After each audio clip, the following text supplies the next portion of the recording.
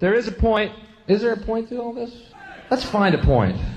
The world is like a ride at an amusement park, and when you choose to go on it, you think it's real, because that's how powerful our minds are. And the ride goes up and down and round and round. It has thrills and chills, and it's very brightly colored, and it's very loud, and it's fun for a while. Some people have been on the ride for a long time, and they begin to question, is this real, or is this just a ride? And other people have remembered, and they come back to us, and they say, hey, don't worry, don't be afraid, ever, because this is just a ride. And we kill those people. Shut him up. We have a lot invested in this ride. Shut him up. Look at my furrows of worry. Look at my big bank account. And my family. This has to be just a ride. But it doesn't matter because it's a bittersweet symphony that's life.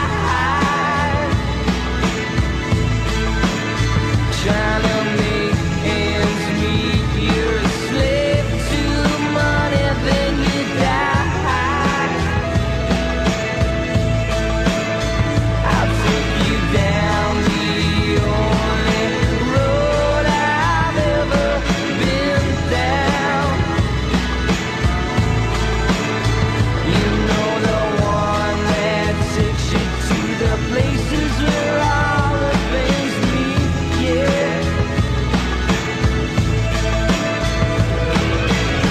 Change, I can change, I can change, I can change, but I'm here in my mode. I am here in my mode, but I'm a million different people from one day to the next. I can't change my mode.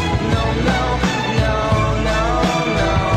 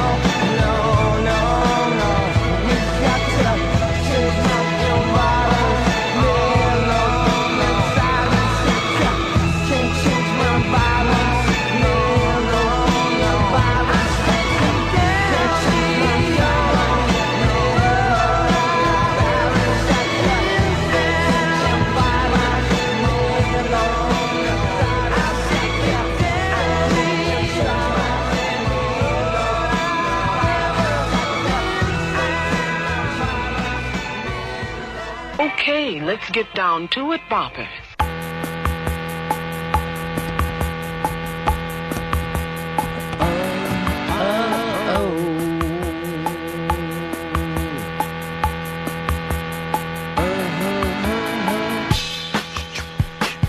Yeah, buddy, it's the Ron and Fez show. We're live today on a Monday. 866-RON-0-FEZ. 866-RON-0-FEZ. Hey, Alex. Alex, you're on the Ron and Fez show. 22482, buddy. Hey, buddy. Thanks for calling us. Hi, buddy. How you Hey, doing? buddy. Monumental intro. Thank you so much. Who's better than the great Bill Hicks? Bill Hicks into the verb, and it's our way of putting another nickel in the Rolling Stones' pockets. But it was a very, very sentimental opening today by the Mooch. Monumental. Yeah. Come on in here, Mooch. It was a very, very sentimental thing you did. It was like a little piece of comedy, but a prayer. It was like a little prayer. Yeah, it's this morning. Shake it up a little bit. Now, I got an email about you, kind of pulling back the curtain on the Mooch, letting us know a little bit what's going on in your private life. And I was told that your mother looks just like the mom in Wonder Years. What? Really? I was told by somebody who knows you, who says your mom... You're bringing up my mother on the air? Yeah. And she... That's all right. She resembles the mom in Wonder Years. Is that true or false? That's possible. That's Is it possibly really? true. Well, yeah, I suppose. Yeah. I can't remember what the mom in Wonder Years looks like now, but... Well, check with Johnny in Belfast, who... I knew this cunt was going to do this at I some guess point. what was the Wonder Years kid's best friend's name? Paul. Yeah, Paul. I guess he's your Paul, where he's that guy, and then Winnie Cooper would be your Winnie Cooper. Oh, right, yeah, let's all spice together. Really work out nice. No, he's not, but Paul, he's no friend of mine, this Johnny Neal guy. He's a fucking imposter. Yeah, he is. Nah, he's- Johnny in Belfast. What's wrong with Johnny? Yeah. He's a scumbag. No, he genuinely is a scumbag, so it's all right. But isn't everyone in Northern Ireland? Yeah, pretty much, yeah. How's everything going for you? You're still here, Mooch? I'm still here, yeah. Now, you did another goodbye party Friday night, right? Yeah, it was great. It was a good And yet party. you're it was a good still party. here. I know, well, sort of like a few hours before the party, I kind of decided I was staying, for another week, so I kind of was a bit of a disappointment. There for wasn't everybody. time to get word out to cancel the party, I guess. All right, so should we just say this, we're going to stop being like, oh, well, goodbye, Mooch? Yeah, probably. And then one day you'll just disappear like everyone in the IRA. Just a bag over your head and off you go into a trunk of a car. It's very possible I might leave at any minute because things are starting to get up in the air. Like, I don't know what's happening. I don't know what that means. You mean that you run into some trouble over here? No, not yet, but I can imagine things sort of change. Yeah. Like, I'm running out of cash pretty quick, and I don't really know where I'm staying, so I might kind of just have to take off at some point. Fez Watley, always here for you. He's got a room that I know that you've offered him before, and loads of cash. Just nothing but money. I wouldn't say loads. Loads. See, I'd worry what else was involved in this. for a thing, rainy day. Well, Like, there's going to be a reach around. Yeah, there's something about Yeah. fucking rub downs and shit I heard about. I don't really... You'll get I don't know whether you've ever massaged a bear before, but that could come up. So what? Yeah. A little massage. What's the big deal? Who cares? It's comfy. Yeah, I'm willing. it beats having a hotel in Manhattan at $350 a night. It's That's a true. dry, safe place. Well, I Not- wouldn't it's say not- dry. Oh. It's wet. Or safe. Or it's not safe. You'll get in there. What if you went in and started massaging his ass and you saw a kid's shoe in there? Just a little kid's How shoe. would that get in there? You tell me. Fucking drop the baby down the well. All right, Ron and Fez show. By the way, we're still getting over the embarrassment that was Gold Dust. And the guy downstairs says to me, Gold Dust coming down today? I go, no. That's a fucking one day only thing, Caprice. Fez, you got out there on the street dressed as Gold Dust. Right. And then what? And then nothing happened. And then I just drew like a giant blank once I was in costume and full gold makeup. I couldn't help you because I didn't know what Gold Dust did or why this was a bet. But we all went downstairs. Yeah. And Fez just stood there. Right. So I started kind of interviewing tourists that were walking by. And then Fez / Gold Dust started interviewing tourists. Hi, where are you from? And I go, this cannot be why we came downstairs. He certainly didn't appear to be a wrestler. No, there was not. You didn't think? It didn't appear to be anything. He was just interviewing people, but didn't happen to have on a long gold wig. And then we had people running into the street to get away from him, which I'm like, all right, this could fuck up us if somebody gets hit by a car. And then you guys tackled Sam and Sam into another building's door. Right. And I look over, and there's gold dust smashing them up against the door. And I'm like, this is beyond fucking what it should be. Yeah. Timeout, end of show. So I don't know why we meet after the show every day, Mooch. You've been here as the artist in residence. You can see now none of this stuff makes sense. No, it's hard to believe. Well, the meetings tend to be just fucking 10 minutes of work, and then everyone he berate Earl. Yeah, Just I fire know. into Earl and try and get Earl to like scream or leave the room, and he tends to do one or the other. But what if this would have been one of the things? What should Gold Dust do? Maybe that's one of the things that we have meetings about. Yeah. And I looked over at you, Fez, and your eyes had kind of glazed over. I went into a very bizarre world of confusion down there. And it's something that's been happening to me. Like, I knew, I had it in my mind what Goldust was gonna do. Because Goldust always did, like, movie quotes and stuff on wrestling. So I was planning on, like, acting out scenes and stuff, recreating scenes with maybe some of the people walking by, that sort of thing. And why would they? Then why would people? First of all, they didn't even want to see you or touch you. I can't imagine one of them wanting to do it on the waterfront with you. You should have looked out for me. You were my brother, not my knight. More where it was worked out in my head, I guess. And then I just drew a complete blank when I got down there. And I've been having memory troubles lately. I wish I did, so I didn't remember Friday. That's my dream, Fezzy, to have memory troubles. How come Goldust only had one gold shoe? Why was that? I ran out of gold paint. I'm going to tell you the Pitsy truth. was in charge of wardrobe and ran out of gold paint. I don't think that was the worst thing about the bit. I don't think the fact of the one gold shoe was the worst thing. But I got downstairs, had no idea what we were doing and why it drug on so long. And I know other shows don't act like that. I know that there's a rhyme and reason to why people do things. Did you think everybody was just going to love you because you were in gold? Maybe that's what it was. It seemed to play out in my head, and then I got down there, and like I said, I just couldn't remember anything to do. I couldn't remember Goldust lines. That was your time to be in control. Right, absolutely. And guess who came up with the idea of Goldust? Who? I don't know. It was not me or any of us. I think it was you. We don't know Was who it me? Goldust is. Yes. You and that fucking Sam and Sam are the only two who understand what Goldust is or does. I'm like, okay, you got to be Goldust. Yeah, well, Fez has got to be trapped being Goldust. How did I fucking know it was going to turn on me? Of all the characters to choose, too, by the way. Yeah. Goldust. Here's Mark. Yeah, I know. It's a 10-year-old bit that no one remembers, including the guy who did it. Hogan, he could have been Stone Cold. Why didn't you say you're going to be Anthony Verone from my old neighborhood? I'll put on a wife beater. Hey, where's my brother Gino? That would be it. Mark, you're on Ron and Fez. Hey, what's up, buddy? Yeah.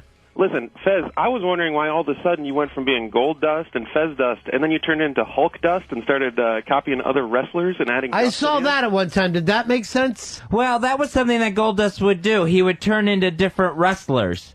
Well, you only turned into one, and only for a second. We really needed a Goldust bio. Right. And the listeners needed to hear some sort of Goldust documentary before. Just to update him on the character. Yeah, Well, it was he all, was never that good. It was very confusing to me. My mind just went blank. Maybe it was the gold paint seeping into your head. Did you get that off all right? Yeah. No, I'm still digging glitter off of me. It looked pretty. Like out of my ears and Yeah, that the sort of one thing you did look good. I don't know if you look like Goldust, but it was like a good costume. You look like an Oscar. Yeah, that's what Goldust is supposed to look like. All gold. Like he's an Academy Award. And then he just stands there as people walk by, and when you try to talk to him, he just glazes over. Yeah, I thought Goldust was like about like sex. Like, doesn't he's always like touching himself and stuff? But you didn't really do much of that. No, that's part of it too. You're right. That I forgot about. All right, no more contests with you. Seriously. And how long? Remember, didn't we have 6 weeks? We had 6 weeks probably in between the contest and this. Right. To go out there and go, this is what I'm doing. Yeah, it's just something with me right now where I cannot remember stuff. Where I'm actually going to see the doctor today about it. About your Gold Dust character? No. Here's what you need to do, Fez. Come He out and won't act have like any you're being ideas. very sexual. What are you going to ask him? What do you think is wrong with you now? I don't know why I can't keep anything in my mind. Like, I would have brought up Gold Dust at the meetings. Yeah. And what do we do with Gold Dust? But it completely went out of my mind. Well, we were too busy being mean to Earl, like Mooch said. Well, now, that's true. I read an article over the weekend that said people, they were calling it at-work bullies, and that a lot of people in America are bullied at work. And I thought of Earl immediately, and the pounding that he gets around here, and not just from me and Fez, but everybody else, even when he was higher ranked than those people. But in this article, it said people would rather be sexually harassed than they would bullied. Now, I'm going bullied. To me, bullied is like someone's actually punching you or taking your money. They actually took it as when people give you the freeze. That fucking freaks people out when they act like they don't know you're alive. And not being invited. Like, we're all going to the bar Friday night, but then we don't invite Earl. That kind of stuff. So, Earl, would you feel like you're bullied here at work? Yes, I do feel like I'm bullied at work, very much so. Who is the biggest bully to you? I would say Dave. He's always on my ass for something, one thing or another. All right, who else after Dave? After that, I would say, to a smaller degree, Pitsy. And then who? He's just going to pull I mean, third, I would put Lily, because Lily's always busting my balls. Right. Too. Now, what about me and Fez? I mean, I don't think you guys necessarily bully me. Holy shit, are you living in denial? He actually has a fucking boat on denial. He's actually sailing denial. No, but there's always a rhyme and reason to it. I mean, you always make good points. Rhyme and reason. You always They're make poets now. You guys always make very good points and very valid points. What about when Fez throws the box of pencils at you and it just hits the window and bounces off? That seems like bullying. He still ducks. Yeah. That's bullying. I think we all bully Earl. Well, wait a second. I've actually invited Earl probably out so many times. Yeah, but Don't you that's think? like the bully asking you out. Well, that's true, too. I like a lot of time. Well, look how mean everybody was to him when he bought for us. Oh, yeah. Yeah. Yeah, we were toasting to him being lazy. That wasn't exactly nice manners. Yeah. I felt bad about it. I started feeling bad about that the next day. Like, it went too Sure. far. You in particular should have. It was your goodbye point. Once the meal digested, I started to feel bad. Do you feel bullied at work? No, I definitely don't feel bullied whatsoever. Not by Ron and Fez, not by anyone, not for 1 ounce. Yeah, well, welcome to denial. Thank you. I really don't think I'm bullied. Yeah. I mean, for real. But I think that if you were, let's say, the dumbest, not even the dumbest, but like the least wittiest person around, Yeah. it might feel like you're bullied. Like, witty people tend to sting a little bit. Right. Yeah. Well, I mean, then it's hard to explain my case because I'm not exactly the brightest apple in the box. Yeah, I'm trying to tell you you're bullied. That's what I'm trying to point out to you. Pitsy, do you feel bullied? Yeah, I do feel a little bullied sometimes. By who? Dave mostly, and These guys sometimes are Fez. such pussies. Sometimes who? Sometimes Fez. Oh! How do I bully you? I feel that when Earl fucks up, it sometimes is taken out on me, and that anger just sometimes comes towards me. Where I hit all of team administrative. So do you think you do that, Fez? I don't think I bully him. I don't think I bust his balls nearly as bad as anyone else's. Well, the one thing I thought about you, though, you are a freezer. So instead of saying things, you'll just act like that person's dead to you. Oh, that's true. Yeah. I think I'm more a fuck-up corner. Yeah. And then you're more apt to act like that person's dead and doesn't exist. That's absolutely 100% true. Yeah. And that's why because you get cut off from my email chains, everything. That's true. So you do that on purpose? Yes. Do me a favor. Yes. Bully me and cut me off your email chain. Because I don't read them anyway. I fucking delete. Pitsy says to me, do you ever get the meetings minutes that I sent out? And I go, no. Because that's deleted immediately. And I'm not going to go into my fucking trash can. Why would I want to read the meetings minutes? What am I, in a fucking PTA club? Earl's in charge of getting printing paper. Earl must call Bruce. That's actually what's on the meeting minutes. I know. And 3:15. Ron suggested Earl get more Tums to be shared by the entire staff. What a fucking No, I will say Is this. that bullying? That's why I say, hey, fuck up. Go put on your fuck up hat and sit in fuck up corner.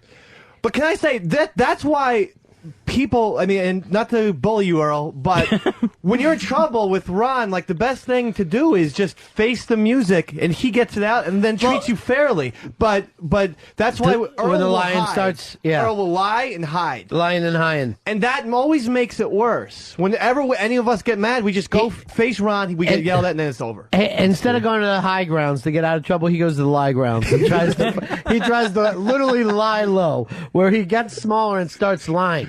But I don't want you to feel bullied anymore. So from now on, when everyone is sexually harassed, we're going to start inappropriate touching and making remarks about your genitals. Now, I think one of the reasons why, I think people are pretty quick to say, I've been sexually harassed. I don't think anybody would fucking wait. You know, this ain't the 50s. Yeah.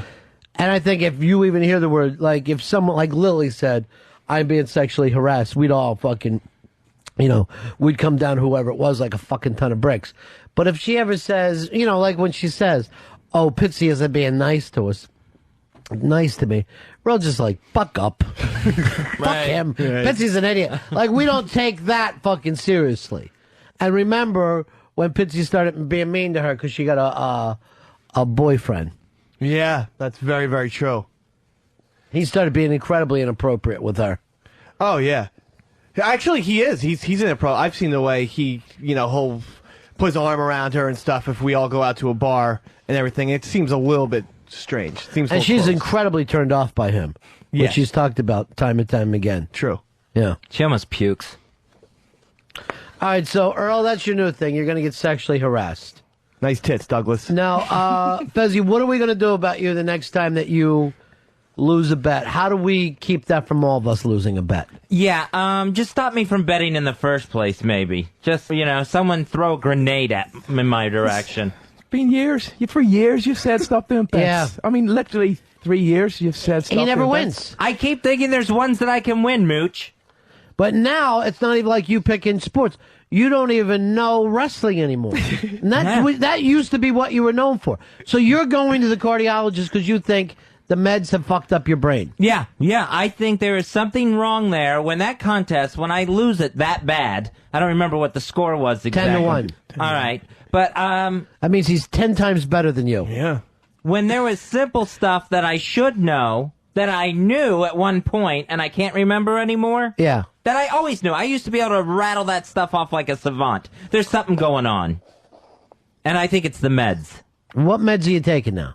Forget-me-nots? One more confusion and I'll feel better. But did anyone see his face when I was like saying, so Goldust, what are we doing? He just glazed over. And I thought, holy fuck. Here I am. And then I turned around and I said to somebody, how much longer are we out here? 24 minutes. I know. Like within about 10 minutes we're like, shit, I must be it now. I think, no, it was like 25 minutes. No. left. And then one time Stover came over and whispered in my ear while I was wearing headphones. Yeah. Try, Stover. I was like, everyone just move back. Well, to the wall. nobody had any idea on how to help Fez. Well, Pitsy was saying, get Fez to wrestle somebody, but we couldn't get it. You can't wrestle somebody out on the street. And we can't come up with an idea at the last second. No. That isn't, that's not fucking the way things work. And I think everyone just thought, how do we spray paint him? Where do we get the fucking wig? And then, did you see the way he was acting in the wig? Like that he was somehow under this confusing blanket where it was just, I was standing next to him and he would just try to take the hair out of his eyes and minutes would go by and he would just be standing there quietly moving the hair from his face. And I'm like, what the fuck am I doing next to this fucking guy? Yeah, he sort of looked like a little wild animal. Caught. Here's a trap had come down across his legs. Why didn't you just fucking chew off your arm and run down the street? Rocky, you're on Ron and Fez. Yeah, back to that bullying thing. I work in an office, and this girl called someone out on sexual harassment, and it automatically turned to a freeze for that girl. Everyone stopped talking to her. So even the sexual harassment thing turns into a bully thing anyway. So, now why did everybody else freeze her? Because they thought she was lying, or? Well, no one wants to talk to the girl because the guy barely even messed around with her, and she calls him out on it, and now it's like, well, I don't want to get in trouble for this shit, so fuck this girl. I ain't talking to Well, her either. you know, some of these sexual harassment stuff, which, let's face it, if something had to go on your record, that seems like the worst. And you can be accused of sexually harassing stuff, like for going to a website that somebody else walks by and sees. If you happen to go to, you know, fat-ass sister-in-laws, and you're sitting there looking at people's sister-in-laws' fat asses, and she walks by, it's almost, you might as well have just grabbed her fucking pussy at that point. And then also, if you're telling an inappropriate joke. Now, what fucking joke isn't inappropriate? Knock-knock jokes. Yeah, are the I mean, only you're ones really... It's about it. Yeah, you're really going out of your mind, out of your way there. Well, it's also, don't you think, though, it's the type of office plays a major role in it? I mean... I was accused of sexually harassing someone in a titty bar. So, you know, no. Okay. Well, give me an example. Like you're saying, if you're in a mechanic, it's going to be a little more... Exactly. That's exactly what I'm saying. And even, I think, a woman mechanic... And there are women mechanics at the gasoline station that I go to. Yeah, I understand that. You're not fucking... It's not 1968. I think that they can say whatever they want, you know, and I think the woman mechanic's going to feel fine Well, about I'll tell you this, it's not true of the military. The military fucking all but invented PC stuff. And, you know, you would think of those girls would be rough and tumble. Right. I mean, you're out there fucking shooting guns and, you know, yet no one can say tits in front of you. It's got to be fucking confusing. Hey, Bob, you're on Fez. Bob, we got you, buddy? Hey, Ronnie, I'm on. Go ahead. The reason why Fez is losing his memory is because he's taking Klonopin. I was out for a while, bro, and I couldn't even remember my wife's name. All right. You're on Klonopin, Fez? Yeah, I take the Klonopin. How come? For anxiety. So I take that. I take it at night.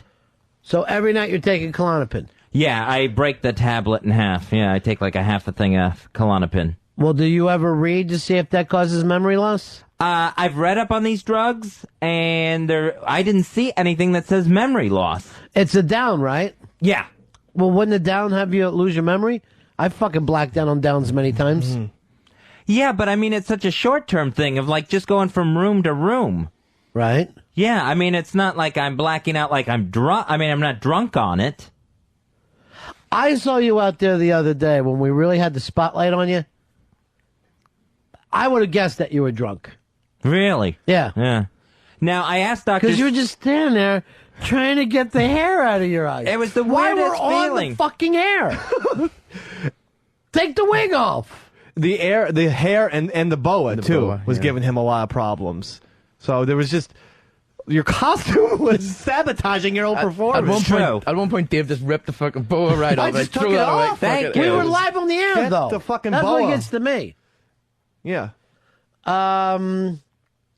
Here's Eric. Eric, you're on Fez.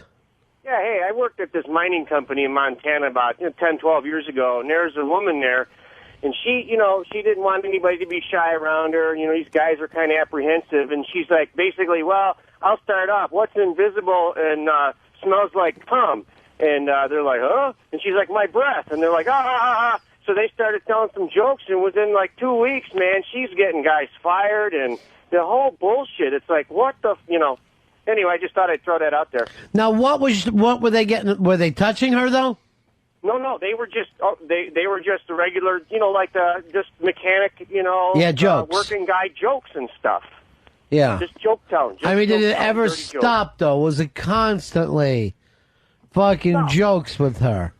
Oh no, it wasn't. It was just like me and you worked in a mine or a garage, and you'd be like, "Hey man, what the fuck, scumbag, you faggot!" That can do it too now, Thea. Though I mean, you can't even use that word. But I'll tell you, if I worked in a mine, all you'd be hearing from me is, "What the fuck was that? Did that sound like a cave-in?" You know what? I'm going to go out for a minute because I think it's caving in down here. I'm better get out because I feel like it's caving in. I'd have a parakeet in each fucking hand if I worked in a mine. Have you ever been down in mines before? No. I've done it. There's a place called, I think like Endless Mine or Bottomless Mine or something in Virginia where they actually put you like in a little train type thing and they take you way underneath and then they turn off you're down like, I don't know, fucking far. And they turn off the lights down there. And it is the blackest that you could even imagine. Like, you've never seen that kind of black before. That's how fucking dark it'll be in a fucking mine. And the whole time I was down there, I'm like, did something's cracking or something? Sounds like the roof is coming down on everybody. That has to be the most dangerous job in the world. It is. It's not a good one. That's for sure. I mean, would you say it's more dangerous than that, fisherman job in Deadliest Catch? I mean, that's incredibly dangerous as well. Yeah, but that one, at least with Deadliest Catch, you feel like you're out there in the elements. You got a fucking chance. That roof starts to come down on you. What do you got? You got nothing. Yeah. I mean, the worst thing that could happen is that you're living in an air pocket waiting. That would be the worst. I'd rather all the fucking weight came down on my brain and crushed it. There's a new show on History called Axemen, and they're trying to make it now like Deadliest Catch. Oh, the Lumberjacks. It's just Lumberjacks, but they're over. Why don't you just fucking admit it's just another woman's reality show, except for guys? Right. And they're trying to make it dangerous. I'm not saying it's not a dangerous job, but they're like, Bradley's going to get his leg cut off if he doesn't watch it. And the guy's like, no, I was fine the whole way. I was cool. I'm fine. Like, wait, what? Here's Greg. Greg, you're on Ron and Fez. Hey, what's going on? I'm from Scranton. Nice. They have mines down here you could go into. It's scary as hell, man. The same thing. They do the same thing. They turn the lights off on you. Yeah. It's awful. Yeah. Scranton was a big coal fucking town. Yeah, the anthracite area. And all those people who went there. Then you see these old pictures of these guys, right? Like back in the 30s and 40s. A lot of them Irish, Polish that came over here. And you see these old men, then you find out, oh, he was 34 years old when he fucking died of black lung. I mean, they would just stay down there for their kids until their lungs fucking filled up and they died. Oh. And they all died old, very, very young. But you die the same as an old man. Oh. Here's Paul. Paul, you're on Ron and Fez. Hey, Ron, how you doing? Yeah. I think you're talking about House Caverns, right? Isn't that where they did that? No, I think this place was called Endless Caverns because there's one point where they fucking, there's one thing that the National Geographic guys went into and never found the end of it. One of the angles. But then, of course, I was in, Luray Caverns. Here is Dan. Dan, you're on Ron and Fez. Hey, Ronnie. Yeah. Hey, you guys talking about dangerous jobs? I drove a heavy truck for KBR in Iraq, pulling bulk fuel and ammo from base to base. Yeah. Yeah, that's dangerous, man. That's I think that's worse than the fishing job and definitely more than being a lumberjack. How many times would the chances of you going out, percentage wise, of that truck gets hit? What's the chances? You take a chance every time you roll out the gate, man. Yeah, I understand that, but do you know about how many guys get hit out there per, let's say, 1,000 fucking rides? Oh, Jesus. I got hit 3 times, and I never got more than a scratch on the side of my head, but I know a bunch of guys who, they came home in boxes, man. And what kind of money did you get to do that job? That job was, it was about $8,000 a month. Uh-huh. Yeah, it wasn't worth the money, man. Yeah, it's definitely not, it's only about 100 G's a year. Wow. Yeah. Not to mention then there's also no nightlife. That's the worst thing about this fucking war. At least Vietnam had hooers, dope, alcohol. These fucking guys can't even pick up chicks over there. Why the fuck are you in a war zone that has zero nightlife? Let's attack Paris. Are they allowed to bang the girls like no. the other in the army? No, I don't think they are. I don't think they are. I'm not sure. They're not allowed to. It might go on. And I want to say this nicely. If you saw them, you'd be better off with your buddy. You know what I mean? It really would be like banging Dave when you look at some of those chicks. And I am saying that as a guy who supports. Here's Eric. Eric, you're on a Fez. Ron and Fez, 4173. What's up? Just wanted to let you know that in Centralia, Pennsylvania, there are mine fires that have been going on for 80 years because an above-ground structure caught on fire. And they're going to continue to burn for another 100 years. So miners really have it bad. It's a dangerous job. Yeah, it's an absolutely insane job. And it's safer now than it's ever been. I mean, they used to go down there when they were just using 2x4s to keep the fucking mines up. Unbelievable. And then that parakeet or whatever. Yeah. Hey, the parakeet's dead. Let's leave. I don't even know how that works. How would you like to be a fucking parakeet? And you're like, I should be flying. I should be up in the clouds, and I'm down under the fucking ground. This is how stupid the world is. Yeah, the job was probably more dangerous for the parakeets. I mean, it was totally foreign to them to go underground that far. Brian, you're on Ron and Fez. So yeah, that caller from who works for KBR is making $8,000 a month, and he's working alongside American soldiers making like $800 a month, and same tax dollars are paying both. Does this even surprise you for a second? There's guys over there making fucking food for the troops that are making more money than the troops.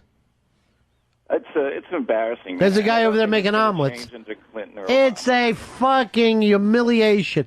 And the same people who say, you gotta support the troops, treat them like shit.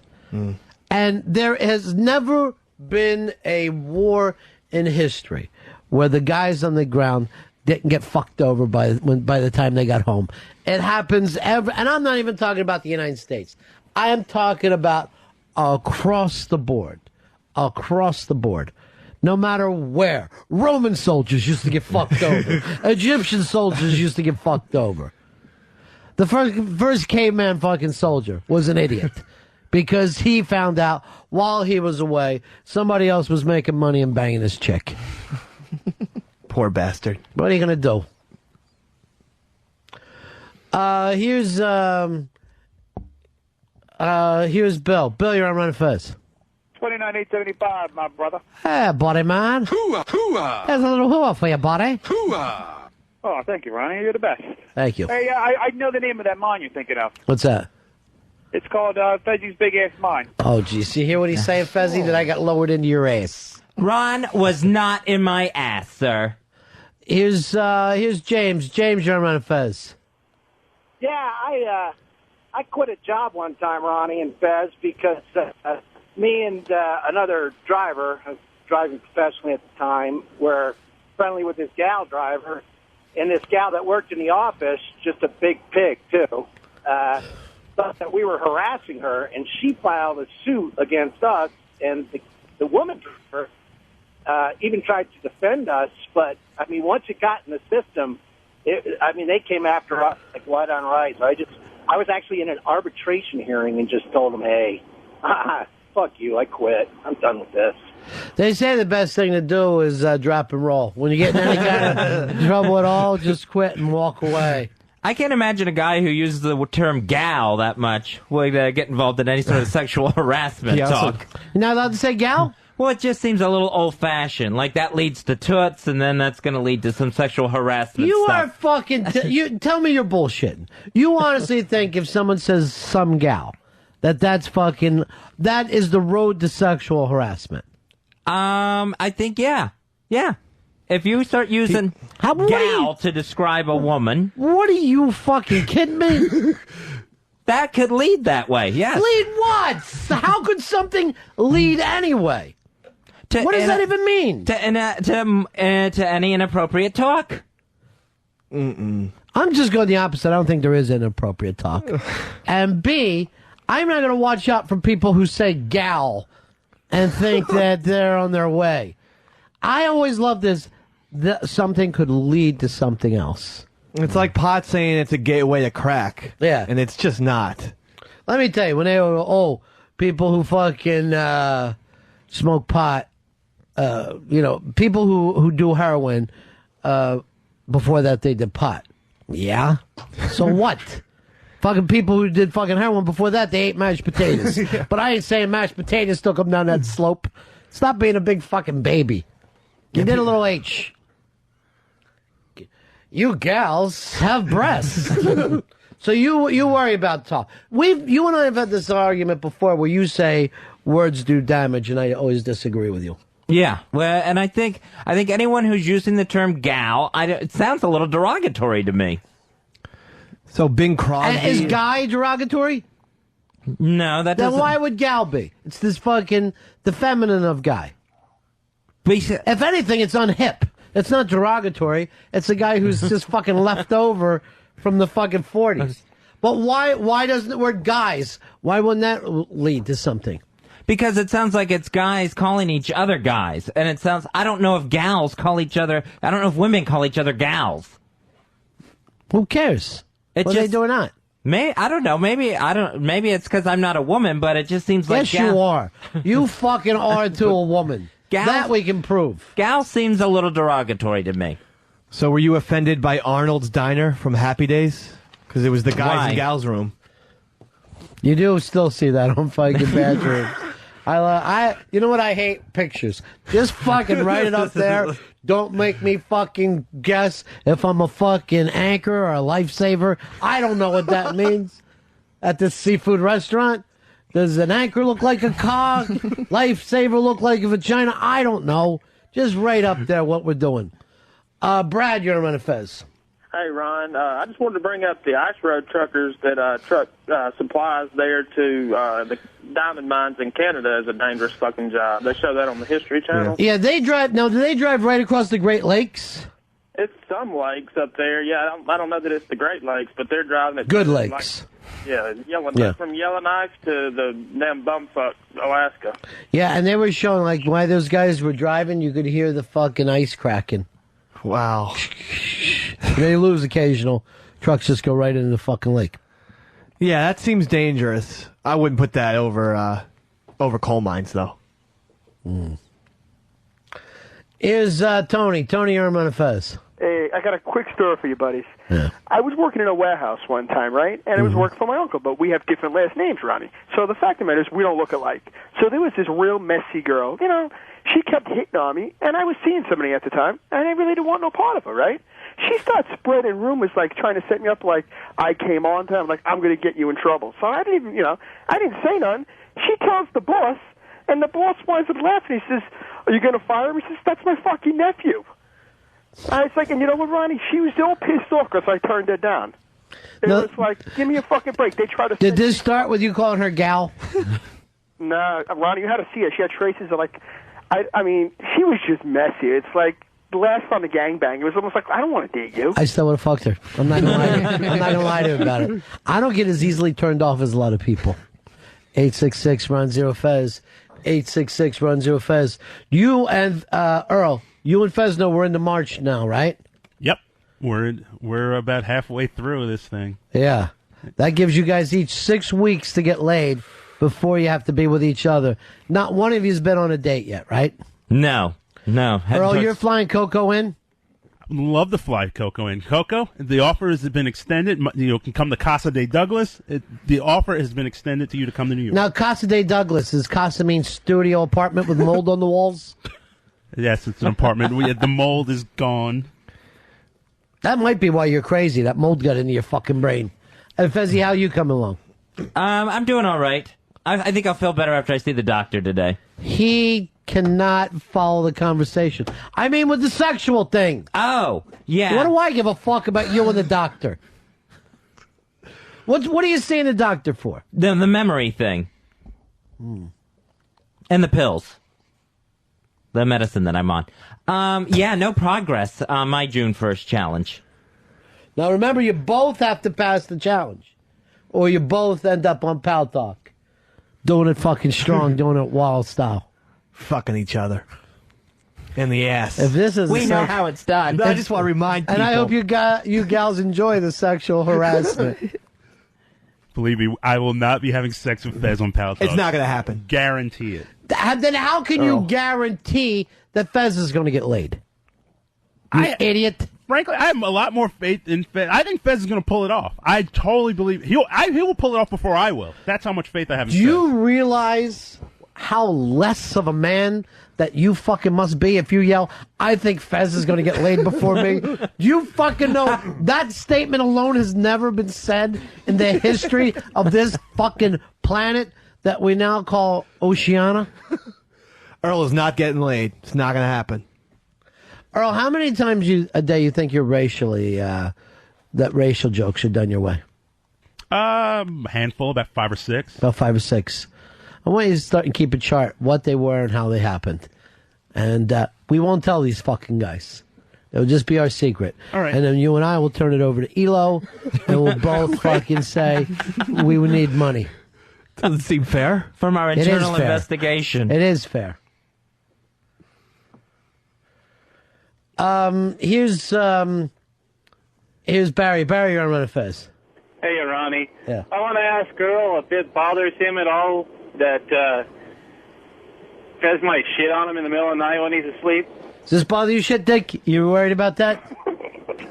No, it doesn't bother me, and no, I will not be sleeping with Fez on June 1st. Spending the night together. Hey, our good friend Paranoid asked us if we do a smash or trash for him, Fezzy. You know, he now works for a show in Atlanta, the Giant and Friends show. The Giant has friends, so he calls his show The Giant and Friends.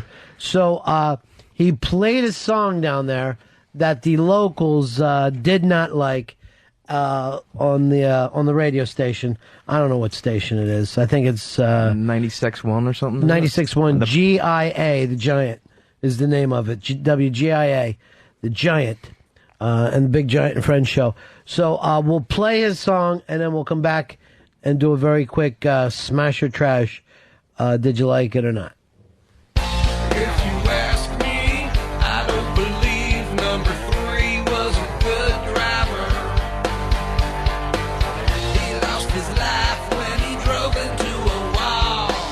How could that be a good driver? And they said, Jesus needs a driver. I'm here to tell you, Jesus don't need a dumb redneck to chauffeur him around. I don't believe the Son of God needs to be driven. And even if he did, it damn sure wouldn't be by number 3. By number 3. Wow. All right. I do have a judgment, but I want to listen to it one more time. Call up right now for Paranoid song, Smash or Trash, 866 Ron Zero Fez, 866 Ron Zero Fez. Let's try it again, Earl. If you ask me, I don't believe number 3 was a good driver. He lost his life when he drove into a wall. How could that be a good driver? And they said, Jesus needs a driver. I'm here to tell you, Jesus don't need a dumb redneck to chauffeur him around. I don't believe the Son of God needs to be driven. And even if he did, it damn sure wouldn't be by number 3. By number 3. I don't want to ruin it for anyone, but apparently the Atlanta listeners didn't like this song too much. Here's Keith. Keith, you're on Ron and Fez. Trash. You can't make fun of him in certain parts of the country. All right. Adam, you're on the Ron and Fez show. Trash, man. He's going to get death threats for that shit. Here's Randy. Smash or trash? Trash. Yeah. What didn't you like about it, Randy? Making fun of our Lord. 866 Ron Zero Fez. 866 Ron Zero Fez. No blasphemy is the one thing you want to think of here. Damon, you're on Ron and Fez. Smash. Oh, what did you like about it? Anything that makes fun of rednecks or NASCAR and makes them feel bad about themselves, I'm with that. All right. Here's Joe. Joe, smash your trash. Smash, baby. Fuck a redneck. All right. 866 Ron Zero Fez. 866 Ron Zero Fez. Fuck a redneck was actually an Indian tribe that used to be in eastern Pennsylvania. Here's Ken. Ken, you're on Ron and Fez. What's up, man? I was definitely trash, man. I'm a NASCAR fan here in Well, if you're a Delaware. NASCAR fan, I thought maybe you would like it since it's got the NASCAR stuff in it. Nah, dude, come on. Dale Sr. was the best driver ever. Mm. Now it's Tony Stewart. All right. All right, buddy. Bye. Now it's Tony Stewart. Write that one down. Chris, you're Ron and Fez. Smash your trash. Trash it. It's not 2001. Yeah, it is a little. This would have really been daring in 2001. Hey, Steve, you're Ron and Fez. Smash. What did you like about it? Everything. The whole joke about it. The fact that I fucking despise NASCAR. All right, so really it comes down to whether or not you like NASCAR, is whether you will smash or trash this one. Rich, you're Ron and Fez. Actually, it's Mitch, but I loved it. I think it's awesome. I love Dale Earnhardt. He's my favorite NASCAR driver. But you know what? My parents have been dead for 10 years, and I make fun of that, too. I think it's awesome. All right, 866 Ron Zero Fez, 866 Ron Zero Fez. Dave, you're a sports fan. Where were you on this one? You smash or trash? Trash. Yeah. Don't like the Intimidator getting taken down a peg, especially posthumously. What is it? Posthumously. Post-child. You want to go and see the meds to see if the meds are fucking you up? Posthumously. Here's Jeff. Smash or trash? Trash. What didn't you like? Oh, they're going to run him out on the rail. Yeah. Or either that or give him a rail. Here's John. John, you're on Ron and Fez. Trash. What didn't you like, Johnny? Just complete lack of effort. Yeah, it was a lazy song. Jeff, you're on Ron and Fez. Trash. Why is that? He needs singing by colors or something, man. He sucks. All right, here's Rob. Rob, you're on Ron and Fez. Hey. Yeah, smash your trash. I say trash. Why is that? It all sounds the same. Okay, here's Robert. Robert, smash your trash. Smash. Earnhardt was a jackass. Why is that, sir? I don't know all about him. Yeah, he could get away with everything nobody else could, and he was just the favorite. He cheated all the time. I met Dale Earnhardt one time. Really? Very intimidating. Oh, that's what they say. Yeah, I went over to get some water from the fountain. He was just leaning up against me. Like, this is intimidating. Everything he did, he would just go like that, like he was going to smack you, but he didn't. Very intimidating. Here's James. James, you're on the Ron and Fez show. Hey, buddies. Yeah. Trash. What didn't you like, James? I thought the song was hilarious, but the music was horrible. So it would have been better as a poem. That's how it would have worked Definitely. best. Yeah. Here's Aaron.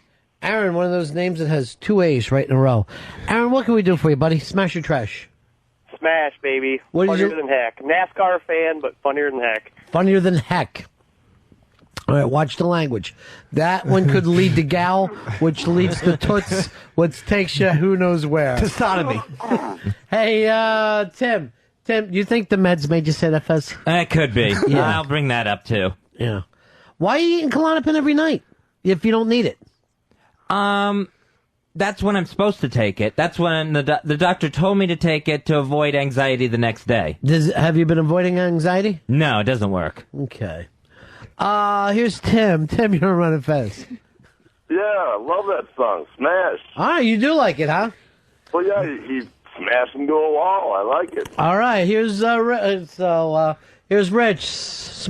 You know, when I say smash your trash, I don't mean try and guess what happened during the song. Rich, what do you got? Let me try again. Rich, you're on the Giant and Friends. How are you? Hey, Ronnie, you got to smash it. The truth hurts just like Turn 4, and I can't wait for the Owen Hart follow-up song. All right, there you go. Let me tell you, if there's an Owen Hart song, I'll be furious. Where are we right now in the score, Fuzzy? Right now, it's Trashing is leading 11-8. Now, should I believe you, or is that the Klonopin writing? No, I don't know what the truth is anymore. That's me marking it every time so I don't forget. Or do you? Here's Tim. Tim, you're on Ron and Fez. Yeah, I want to smash that. Wow. Thank you very much. I like that line about if he's such a good driver, why did he smash? You know? Yeah, that's the surpriser. And do they really say Jesus must have needed a driver? Do they say that to himself? Yeah, that comes up. Doesn't Jesus drive in heaven on his own? The way I don't think Jesus is like, I don't drive. I'm too nervous the whole time. Mike, you're on Ron and Fez. It's a smash. That's going to get Perry death threats. Yeah, so you like it because it'll get him in a little bit of trouble. Yes, sir. You know what Perry is sometimes, I think, Fez? What? Punk rock. Oh. I think he's punk rock. All right, let's take one more and then we'll add it up. Eric, you're on Ron and Fez. Smash. All right, so about 50-50 on that, Fez? That's exactly where we stand, 50-50. All right, Perry, we tried it. We gave it 22 times. And like Hillary and Obama, you're neck and neck. There's nothing we can do about it. By the way, Fezzy, good news over the weekend. And this will be great news for you, Earl. The Clinton brothers have offered Obama the vice presidency. So he can still go to the White House. Not in it, but he can still be there as part of the team. Earl, that's got to be thrilling to you. It's not thrilling to me. It's a damn insult. They're like assuming they're going to win the race, number one, win the nomination, and they're like, oh, by the way, when we do win, you're glad to gladly come aboard. No, that's not it, Earl. Here's what it is. No one is going to win the nomination. I've described this to you many times. Do you understand that, right? Yes. So then it takes place back fucking stage. And they are saying, we are street fighters and you are not. But don't worry, there's still going to be a place for you. Which I think maybe he should just take it now before before they start clawing his eyeballs out. I say don't take it. I would say you why can't you cut a deal where she's on the ticket as the vice president? Do you know who predicted this whole thing? Was the kid from Ireland, the Mooch. He goes, in Ireland, we don't know how, but we know they will take this away from Obama. And you were 100% right, Mooch. That's what it looked like. Yeah. And I still made the prediction that they do go with that. McCain will win it. We'll go that far, huh? Yeah. McCain will win the whole damn thing. Whoever to put up the furthest to the right's going to win it, no matter who it is. Well, you know what? Sometimes, Fezzy, it takes people outside this country to see us the best. To have that perspective. Yeah. Now, do you know how you're going to vote, or is it the Klonopin right now? Fucking whispering in your ear what you should do. I don't know how I'm going to vote. If the Clintons steal this away from Obama, yeah, and I think they will. I don't see how she goes through all this and not get that nomination. I'll have trouble voting for them. Based on the fact of what they did to Obama? Yeah. And I got real problems voting for McCain. I may have to nader this thing. Welcome. I'll be with Nader as I always am. I mean, why don't you come on over with me? Where else do I go? Where does a kid like me go? You know what? I called the New York Nader office and for campaign things. Nobody answered. I pretty much could get the job right now of running all of New York for Ralph Nader and do it right out here, which Earl is going to be extra work for you. Would you like to be a Nader Raider with me? If they screw Obama, I will be a Nader Raider. I'll vote for him outright. Why don't you be a narrator instead of a Nader Raider? No, if they steal us from Obama, I'm out. You're done with the Democratic Party? I'm done with the Democratic Party. Yeah. I'll either go Hindi, Green, I'll go with anybody but with the two-party system that's in place now. So this is where the Democrats have got themselves. The Clintons are going for a scorched earth policy. They are burning everything behind them. So if they don't get it, they're making sure none of their backers follow Obama. Right now, if you've got Obama's backers pretty much being in shock because they thought they had this thing for a while there. Yeah, and that, they thought he was going to win Texas. And if he had taken Texas, there would have been a little bit more legitimate thing for her to bow out of this. Right. But she had her big Super Tuesday. Another Super Tuesday for herself. So she's not going anywhere. That's not what we're talking about right now, Fez. We're talking about the number of delegates. And you get to the end, he's going to be winning in delegates. But when they come out of that, it looks like she's going to have the nomination because she's a scrapper. That's what this point is about. No one will remember Texas or her Super Tuesday by the time August rolls around. But I don't see him being able to get out of this in the machine. And here's what the Clintons need to do. They need to come out with all this other stuff that they're hiding so we can all look at it. And if she is going to fucking win this thing, can we take a look at the crazy Clinton brothers? Are they going to do the same shit that they always do? Fuck the country over for themselves. They can't help themselves. Yeah. I think Obama's got to be strong and say, I'm not making any deals. He won't fight like her. It's going to be up to him. It's not going to be up to him. The deal will be made without him, and he'll either be the fucking VP or nothing. Or literally going back what he used to be doing, and that's working down at the train station. He's a porter down at the train station. All right. Now, you're a Democrat, right? Yes, I am. Are you going to come with me and Earl and Fez over the Nader Raiders? No! No, I can't. What are I you don't gonna know do? why you guys are becoming Nader Raiders. This didn't work in 2000, 2004. It's going to work this time, 2008. Nader, I think he can do it. I think he could end up with maybe as much as 4% of the vote. I really feel that way. Now, if the other two parties get less than 4%, Nader wins this thing. Right. Hands down. Keith, you're on Fez. I've got the perfect medication for Fez. It's called vodka and a hand job in the shower. And you're going to come by and give him that hand job? No, he's going to find a girl to do it. But Yeah, that's going to be you, Keith. Why don't I put you on hold? I'll give you his home address, all right? Yeah, fucking Mo. 866-RUN-0-FEZ. 866-RUN-0-FEZ.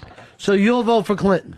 Yeah, I have to. I can't allow another Republican. Again, they've had their shot for 8 years. My God. What do you think fucking Hillary is? Hillary is a Republican. She's Look. the same exact thing as McCain. That's how There's no difference between the two of them. She's running sort of as that moderate, but when she gets in the White House, she'll go back to liberal blue, baby. She's never been liberal blue, nor her fucking husband. And I'm going to tell you something right now, too. I don't fucking jump into that, hey, don't worry, they're lying now. And then when we do elect them, they'll get what they want. That's fucking hideous. All right, I'm going to go over some of these celebrity endorsements right now to see who's got what. All right, and let's see if this turns us a little bit. Mooch, let's see if this works for you. Right. Hillary Clinton's got Madonna. Nice. Yeah, that's big time. Billie Jean King. Greatest women's tennis player ever. She's doing very well with the lesbians. Yeah. Hugh Hefner. Martha Stewart. Jerry Springer. Carly Simon. Oh, that's their girlfriend, remember? They used to stay at her place. Oh, yeah. Jenna Jameson. Here's a shocker. 50 Cent. Kamora Lee Simmons. Barbara Streisand. Well, of course, that's also a friend. Rob Reiner. Maya Angelou. Wake up. Wake up. It's a new dawn. Why always the same thing like that, Earl? You have to use that for dramatic effect. It's a whole. We are the children of kings and queens, proud kings and queens of Africa. Really? Show me a fucking castle. Show me one castle over there. Steve Spielberg. You like D.T., right? I love Steve Spielberg. All right, maybe you'd be happy with Clinton. Then. And Indiana Jones movies, sure. Berry Gordy, Great Motown Records. Q Quincy Jones. So that's her celebrity endorsements. Not bad. All right, here's Obama's celebrity endorsements. Hulkster. Nice. Yeah, Maria Shriver. Eddie Murphy. Has been. The great Gene Wilder. Genius. Yeah, he is brilliant. I guess he's doing that because Richard Pryor can't. But Gene Wilder is showing up. I'm doing this one for Richard Pryor. Usher. Forrest Whitaker. Will Smith. Stevie Wonder, Chris Rock, seeing a pattern, Oprah Winfrey, Toni Morrison, Scarlett Johansson. Ooh. Where's your pattern now, Watley? Yeah, it's all falling apart here. Ken Burns, the filmmaker, John Legend, Matt Damon, George Clooney, and Mr. Robert De Niro, along with Ed Norton. He's definitely got the best actors. Yeah. All right, now it's John McCain, and then Hope for Rain is what he likes to call himself. President Bush, one of his celebrity backers. Nice. Laura Bush. These are great celebrities. Arnold Schwarzenegger. Big Tom Selleck. Oh, Magnum. Yeah, if this was 84, people would be going crazy. Rip Torn. Yeah, then I might have to vote for McCain. That's the seller for me. That's it. Yeah, Rip Torn, maybe. Then goes on here. All right, now it gets worse, though. Sylvester Stallone and Kurt Schilling. That's all he has. Despise the bloody sock, Kurt Schilling. I despise him, too. Fuck you, you Philly lever, motherfucker. putting his towel over his head when Mitch Williams is trying to relieve games. Oh, how do you get away with that shit? So that's a McCain man? Forget it, McCain. You were maybe going to What about Rip Torn? Rip Torn is huge. Does that cancel out chilling for you? Yeah, but then it's left with, Magnum P.I. and Wilford Brimley. I mean, that's not exactly it. All right, Earl, if you had to go today between Hillary Clinton or John McCain and hope for rain, who would you pick? I would have to go with McCain. Oh, you would become a Republican. I would actually vote for Republican. Just to fuck over Hillary. Now, do you know that you were the biggest fucking defender of the Clintons for years? And I used to fight with you about the Clintons. You were like, look what they did for the city. Look how they took care of us uptown. Yes, but look at the damage they're doing to their own party. I mean, it's all about them. This is what you got to understand. It is their party. It's like saying their cottage. They're like Elvis when he gets drunk. He shoots up his own TV. That's the way the Clintons see the Democratic Party. But they should also look at what's good for the country, not necessarily what's good for Bill. They have never. All through the 90s. They never did. They're running a campaign. I mean, what do you expect from a presidential campaign? It's not going to be lollipops and sugar bears. What's a sugar bear? Little candy that I really liked. I used to get at the beach. And that's beside the point. No, it's not. The point is... It sounds fucking... I thought it was a real bear that was sugar-fied. Yeah, it's like a little... It's like Sugar Crisp? Because that had a bear in it. No. Sugar bears were like a graham cracker type thing that had like a nice coating of sugar on top of it. Really delicious. It's not good for you, though. Can't be. But I mean, how else do you expect them to play, Look, I'm rooting for Obama, too. But if he loses, you gotta go Hillary, Earl. The way they're trying to steal this thing, I mean, does the words bamboozled mean anything? That's what to you it does. That's what I feel like another Spike right Lee now. movie. That's what it feels like. With they're trying to recount votes. They're doing anything. They just can't accept. They're not trying to recount votes. Well, they want Florida, Michigan to vote. They want to do it over. You want to go the way it went originally? Because that was all Clinton's. Obama forgot to fucking put his name on the ballot. Yes, because they lost basically their delegate count by moving up the primaries. Why not just follow the rules that everyone agreed? So you're going to blame the state of Florida, the fucking big swing state, and tell that fucking millions of voters down there your vote doesn't count because your fucking your Democratic fucking thing couldn't get along with the National Party. Yeah, there were rules in place. They broke the rules. That's the punishment for breaking. But you the don't rules. punish the fucking people of Florida, right? Yeah, you don't punish the people, but you don't. Well, their votes won't count now. I mean, the delegate votes won't count. So if you lived in Florida, that wouldn't piss you off?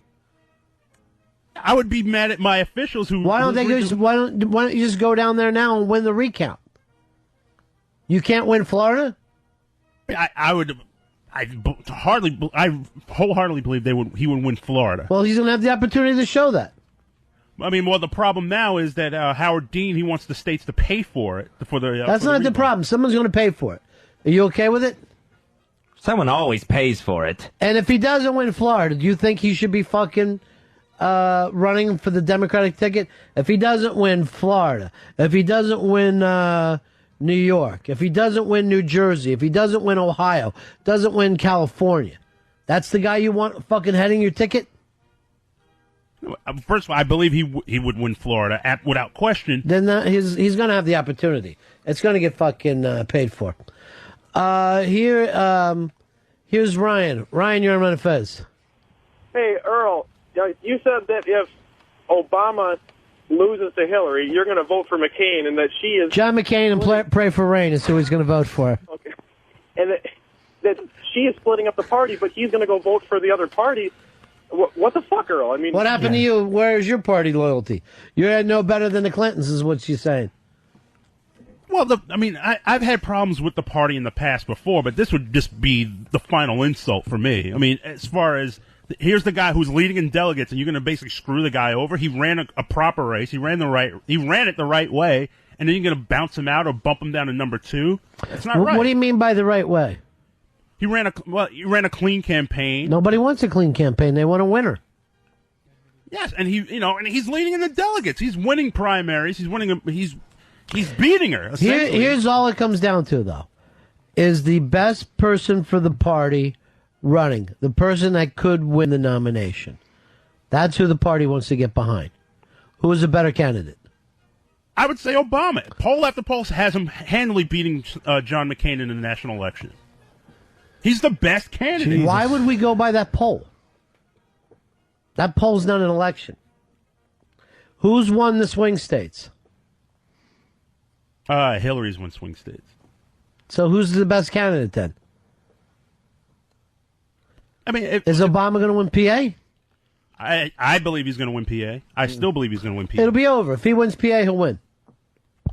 All you got to do is win PA. You don't have to worry anymore. Even close. Yeah. In PA.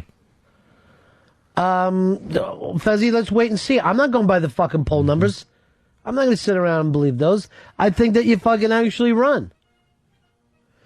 Here's Dave. Dave, you're on Ron and Fez. Yeah, Earl, I just want to know, do you think the rest of the African-American community will go the way you're going as far as voting for McCain if Hillary's in it? And do you speak for the community?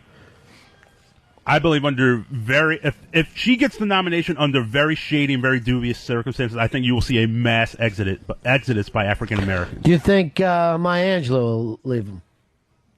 No, she will not leave. She'll probably prepare another speech for a Clinton. All right, grab me Stover. Stover, come on in here. I'm going to talk to Stover because he's young and black, and that's the two things that the Democrats may not care about in this upcoming election. Now, a friend of mine who's a very big Clinton supporter, and I go, not only are you going to lose the blacks if this happens, but you're going to lose the young people who are so fucking caught up in Obama's election. And she said to me, oh, yeah, they're going to feel bad until fucking Rockstar 4 comes out, and then they'll be fine. And I thought, that is fucking true of the young people. Give them a video game. Dude, what's going to happen in this? The most of the black people I know, if Obama doesn't get it, they probably just won't vote. They're just going to be done? Yeah, a lot of them are going to be done. As far as the young people, a lot of, I hang with a lot of liberal crowds, so. The more liberal white people I know, they're already voting for Hillary Clinton anyway. So you feel like white people are against Obama to begin with? Young white people. Yeah. Well, about 25 to 30. A lot of them are. Yeah. Now here you are, you're a young black man grown up. Does it fucking make you feel a little bad when people go, yeah, but then if he does win, he's not going to know what to do once he gets there? It does, because they act like as a president, you're pretty much the figurehead. You got Right. you got your lobbyists and everything running it for you. I mean, after 8 years of Bush, a guy who's fucking dumb as dirt. Yeah. Now suddenly we're worrying if the president knows how to make a quick decision. What fucking quick decision that worked out that does Bush ever met? I'll never forget fucking 9/11. That he was zigzagging back across the country like a fucking imbecile that day when the rest of us were sitting here in Manhattan. So you're already annoyed with the Democratic Party a little bit. Yeah, I'm already nothing's brought out more racism than this race right here. It actually has, and I will give Earl credit for that. He said people will show their ass during this election. They sure have. And a lot of my liberal Democrat friends have fucking basically been right on the thing of saying Obama's too stupid to do this. Yeah, it's amazing to me. Yeah. It's amazing to me. A lot of the times, too, it's funny because a lot of people, I try to argue with them about Obama, and they'll go, well, especially the women, I'm voting for Hillary because she's a woman. I don't want to. And then I'll go, well, Obama's not running for the fact that he's a black man. He's never put out once that, I'm a black guy running. Hillary said a couple of times, well, I didn't get a pillow, I'm a woman, and all this stuff. I don't understand, how you upset that a black dude's running and he's not even on the platform of being black. He's just running on politics. Dave, do you see Obama as a black man or a man? I see Obama as a black guy, to be honest with you. Fezzy? I just see him as a guy. You're a liar. I'm rooting for him. I just see him as a guy. I see Fez him. Watley doesn't see color. That's the closet. Earl, do you see him as a black guy or a guy? I see him as a guy. Yeah. I really do. Of course. Yeah. You have similar things in common. I don't think he's going to do anything for the black people, but he hasn't come out and said, hey, I'm going to do a lot of great things for black people. He has. He hasn't said one thing Tax towards breaks black for the people. blacks. He even didn't come to the what was the black thing they had down in New Orleans where it was like Freaknik? No, it wasn't Freaknik. You're the guy who doesn't see anything. You don't see color. No. And you bring up fucking Freaknik. Oh man, I forgot what it was, but it was a big black convention, and Hillary showed up, but he didn't show up. Something with the NAACP? Yeah, it probably was. I don't remember the exact name of it. Here is Mike. Mike, you're on Fez. Hey guys, I was just saying, anyone who's hanging their hat on winning because the black people or the young people are going to vote for him is going to lose, because a lot of those people, come vote day, don't go to the booth anyhow. Well, you know, they even bring up this thing in Florida about, well, they're going to vote by mail. And I go, that seems crazy. They go, most of the people in Florida vote by mail anyhow, because they're so old they don't leave their house. This is who fucking votes for our presidents. You have to leave the house to vote for a president. Should that be a rule? If your ass can't get out there and make some things fucking happen. Once every 4 years. Now, you know, people always talk about minorities and, minorities get special rights. I think the most powerful minority in the world is people in fucking wheelchairs. Because, number one, there's not a lot of them, but somehow they get the best fucking parking spots there possibly are. And they get a nice ramp for themselves. Could you imagine if we said, you have to build special stairs for black people? We'd go out of our fucking minds. We would go crazy if we thought black people got a fucking parking spot up front. Or a wider bathroom than everyone else. I mean, the shit, you know you don't see a lot of people in wheelchairs. Right. I mean, it's a very small fucking percentage. And yet, there's anywhere you go, there's one toilet that's just as wide as a motherfucker for them. And you also always assume that they're smart, too, if they're like in a wheelchair. I don't know, maybe the Stephen Hawking, Dr. X. I never thought of that. I do. Whenever I see someone in a wheelchair, I'm like, they have to be brilliant. I don't think there is as powerful as a minority as handy-capable people. That's the new word they made up for themselves. Handy-capable. Yeah, well, you ain't capable of walking and fucking making it up them steps, are you? There's some shit you ain't capable of. Can you think of a minority that comes close, or is the Klonopin kicking in, Fezzy? Maybe Jews. I don't know. They certainly are powerful. How do they get extra stuff? Oh, they don't get... no, I'm sorry. I'm mixed up. Sorry about that. I mean, one thing about Jews, they don't even get, like, a college break, do they? There's not like, hey, you have to have so many Jews. No. Oh, no, that's true. They actually probably ask for more money if they're the colleges. And really, the other thing about Jews is a lot of them are like, you'll never see Jews marching around going, hey, we're proud Jews. They say to each other, keep it down. What we have, let's keep it between us. And that's it. Earl, can you think of another minorities that gets as much as the handy-capable people? I mean, when you as a black man, and knowing everything you went through in this country, right? Yeah. Does it make you angry when you see that parking spot up front and you don't get it? Oh, yeah. Should that be the black man's parking spot? No, that's just, he's trying to bring back segregation. What is wrong with you, Earl? Is that what you want? That's the dumbest thing I've ever heard. Earl, would you like your own area? Your own special parking You area? had that back in the fucking 50s. Hey, it wasn't It wasn't the best spot, though. Here's your spot, Earl. It's on 34th Street. Totally. Yes, might as well give me a water fountain, too. All right, here's Professor. You're on Fez. Hey, fellas, I want to know why there are like 40 spots, cripple spots at the mall. Is there going to be a sale on? All right, first of all, I don't like the term cripple spots. Yeah. That's up there with gal. Cripple capable? Yeah, that could be, or just capables. Were you saying that they shouldn't go to the mall? Well, they can go to the mall, but like I have a headache, I stay home. These people don't have feet, and they're off like, I'm going to go shopping. I think they have feet. They just don't work. Yeah. Now, if your girlfriend is handicapped, do you get to park in that spot if you're driving? Yes. That's fucked up. Yes, you do. As long as you got the tag in your car. Yeah. That's bullshit. It's more about the car, I think, than the person sometimes. What's that mean, more about the car? As long as you have the tag. You mean if I went there and she wasn't with me? And you had that tag in the That's front of the fucking van, wrong. you would still get to park there. I think that's wrong. I think that's fucking despicable. Yeah. That's hideous. I don't trust the tag anyway. I think it should have to be in the license plate. I'm like you too. And if I just see somebody parked there, I just take a fucking knife and I flatten their tires. Right. And I go, that's for lying. And then later see a guy coming out. My car! My car! Whoops. Guess I got that one wrong. Hey, Jackson. Jackson, you're on Ron and Fez. Hey, buddy. Yeah, buddy. Hey, it's got to be the American Indians, man. They get a Thank you. license from the government to print money.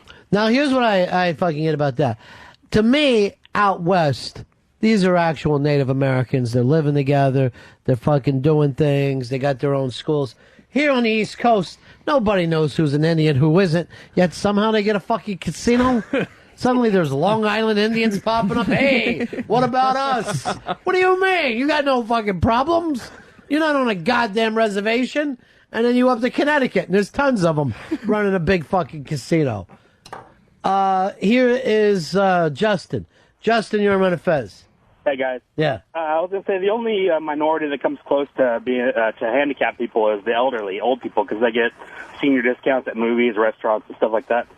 And you know, those discounts start pretty fucking early. That NAACP, no, what is that called for the AARP? Yeah. Is it? That fucking starts when you're like 50 or something. Come on, when you're 50, you don't need a fucking movie ticket.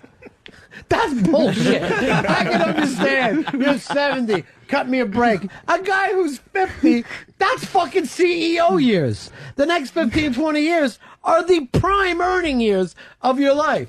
Barack Obama's a handful of years from being 50. Yeah. He's not exactly a senior citizen. You don't want to fucking go down there and there's Bill Gates. Yes, and also, I think I get a little break on this hotel room. That's bullshit. So, yeah, the elderly, extremely powerful. They dropped both fucking parties where they moved. They came up with that free medicine gimmick last year or 2 years ago that Bush signed. And the Republicans are going, what the fuck? Are you a Democrat? What are we doing handing out free medicine? He's going, I need the votes. Here's Dave. Dave, you're on Ron and Fez. Hey! Yeah. I was going to say the expected mother's parking spot up front. They taking away the handicapable spots now, ain't they? The pregnant mothers get a parking spot? They have that at shopping centers and malls now where it's like, I think the symbol is like a stroller, and it's for mothers. I had mothers. no idea this. Yep. This is shocking to me. They're getting their own spots. Speaking of which, Fezzi, we got a couple of twins born into the family now. That's right. We've got new twins, Jane from Portland and Cameron from Portland, the new twins. Wow. What? Born to Ken and Jody from Portland. Yeah. February 28th is the twins' birthday. Now, what are their names? Their names are Jane from Portland and Cameron from Portland. Those are the twins' names. Now, here's the picture of them that he sent. And I don't know what this is made, but I expected them to be cuter. I don't know what it is. You think baby twins? It's a little close up, I think. Yeah. It doesn't help. They'll grow into it. You know what you ought to do is wait a couple months before you take that picture. But congratulations to Ken and Jody. Yeah, That's he's put them both up for adoption too. Very cool. So if you'd like, he doesn't want to break up the set. That was quick. Yeah. Here's Dave. Dave, you're on Ron and Fez. Yeah, I got one of those handicap tags. I'm blind, so who's ever giving me a ride hanging on the mirror, it's a different car every time, and I'm in the front row. Now, I'll tell you something right now. I don't think blind people get as much in this world as deaf people. You'll go to a concert, there'll be somebody on stage signing for deaf people. I'm like, what fucking percentage of this room shows up for a show and they can't hear? And yet, blind people, they don't have a special thing at the movie. I don't go to the movies. You don't take a deaf guy to the symphony. You don't bring a blind guy to the movies. Good point. All right, my friend. Wise Hey, words. now, were you blind from birth or did something happen? Oh, there he did. Blind Something people happened. Don't, yeah. Pushed the wrong button on his phone. Oh, it's so sad. Couldn't see it. That is so sad. Here's Ted. Ted, you're on Ron and Fez. Hey, Ronnie, my father-in-law is handicapped, so I tried to get my now wife to let us take the van out so we can get that first spot. the law is supposedly the person who is handicapped has to be in the van with Thank the you. tag. That makes perfect sense. Okay. So I was not able to scam a first spot with that. I still think most powerful minorities. Earl, Stover, where do you think blacks are as minorities in terms of having power for themselves? Do you get anything extra for being black? No. Nothing at all? Not even a discount on cotton. And I think that should be the first on the list. You should get cheaper cotton, there's no doubt. I really should get a better shirt. I think black women get more breaks. I think as far as school goes, as far as various programs, if you have a baby, there's a program in place for you, stuff like that. But I think black men, forget about it. The only programs available to us is jail and jail. Well, what about the NBA? Well, there you go. But there's only so many spots in the NBA. Yeah. So you feel like black men, the chances are pretty high that you have to go to jail. There was that new thing that came out, and it's something, is it like 1 in 9 black men now or something crazy? I think it was something crazy like that, have done fucking jail time. And I mean, that is unfucking believable. Yeah. That as soon as you're born as a black kid, if you have a black baby boy, you're like, well, there's about a 14% chance this one's going to go to prison. That is unfucking believable. That's scary. And what is it for white men? 1 in 100 or something? Well, it was overall 1 in 100 for Americans are incarcerated right now. It was 1 in 106 for American men. Right. Okay. All right, so we're a little better than overall. And if you're a white woman, the chances are pretty good you'll never see any fucking time. Yeah. We don't like to put white women in jail. It's scary. And yet, you watch a porn, it's always white women in fucking jail there. Here is, here's Rob. Rob, you're on Ron and Fez. Hey, Ron, how are you? Yeah. 21-122, by the way. Hey, buddy. There you go, buddy. Thank you. Hey, Earl's crazy that they have nothing. He's got affirmative action. He's got United Negro College Fund. There's a lot of things set up for black. Now, did either of you guys ever try United Negro College Fund? You can't get that goddamn United Negro College Fund. You gotta really be on top of everything. Like I'm talking like A+, fucking 4.0 shit. That's not something everybody gets. God forbid you try a little bit. Oh, I'm sorry. Everybody's getting 4.0s in fucking high school. You never even know anybody who got a 4.0. No, you really don't. You didn't hang with that guy. But people always get mad about affirmative action with colleges, though. And then you find out, like, Harvard is 60% or something legacies. So it's 60% of did your family go to Harvard before? Now, that's what fucks up regular smart white boys. It isn't the fucking affirmative action. Some poor white boy could go, I've got a fucking 4.0. I'd like to go to Harvard. And they're like, no, my nephew's an idiot, and he wants to go to Harvard. That's George Bush. Yeah. There you go. Yeah, he was a legacy. Fucking crazy. Yaley. Is that what he was, Yaley? Yeah. Yeah. All those fuckers are Yales. Every one of them goes to Yale. I hate Yale. Really? Yeah. You like Harvard? I'm a Harvard man. You're a Boston guy. I'm a Harvard man myself. You're a Red Sox. Yeah. I'll even take Princeton over Yale. Yale just has an obnoxious sounding name. Yale. Just sounds obnoxious to me. Yeah. Harvard sounds studious and Princeton sounds... It seems to me like chicks would go to Yale and guys would go to Harvard. I can see that. Like a chick at Harvard seems weird. I have a friend of mine. She's in Harvard. It's a black girl. She's in Harvard. Oh, wait, come on. This can't be the same Harvard. I'm dead She must be at Harvey. I'm dead serious. Here's Bill. Bill, you're on Ron and Fez. Hey, Ronnie. Yeah.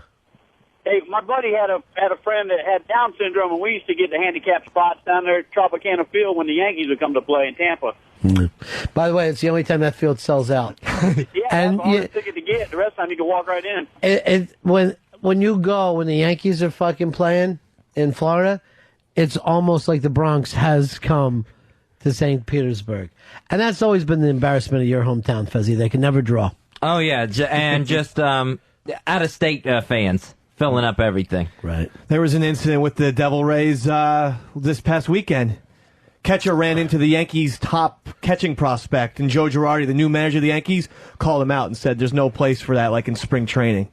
Because you can't run over a guy in spring training. I'm going to bring this up to you, my friend. There's no such team as the Devil Rays. Or the Rays. They are only the Rays. They have dropped the devil from their title because that has kept them from winning.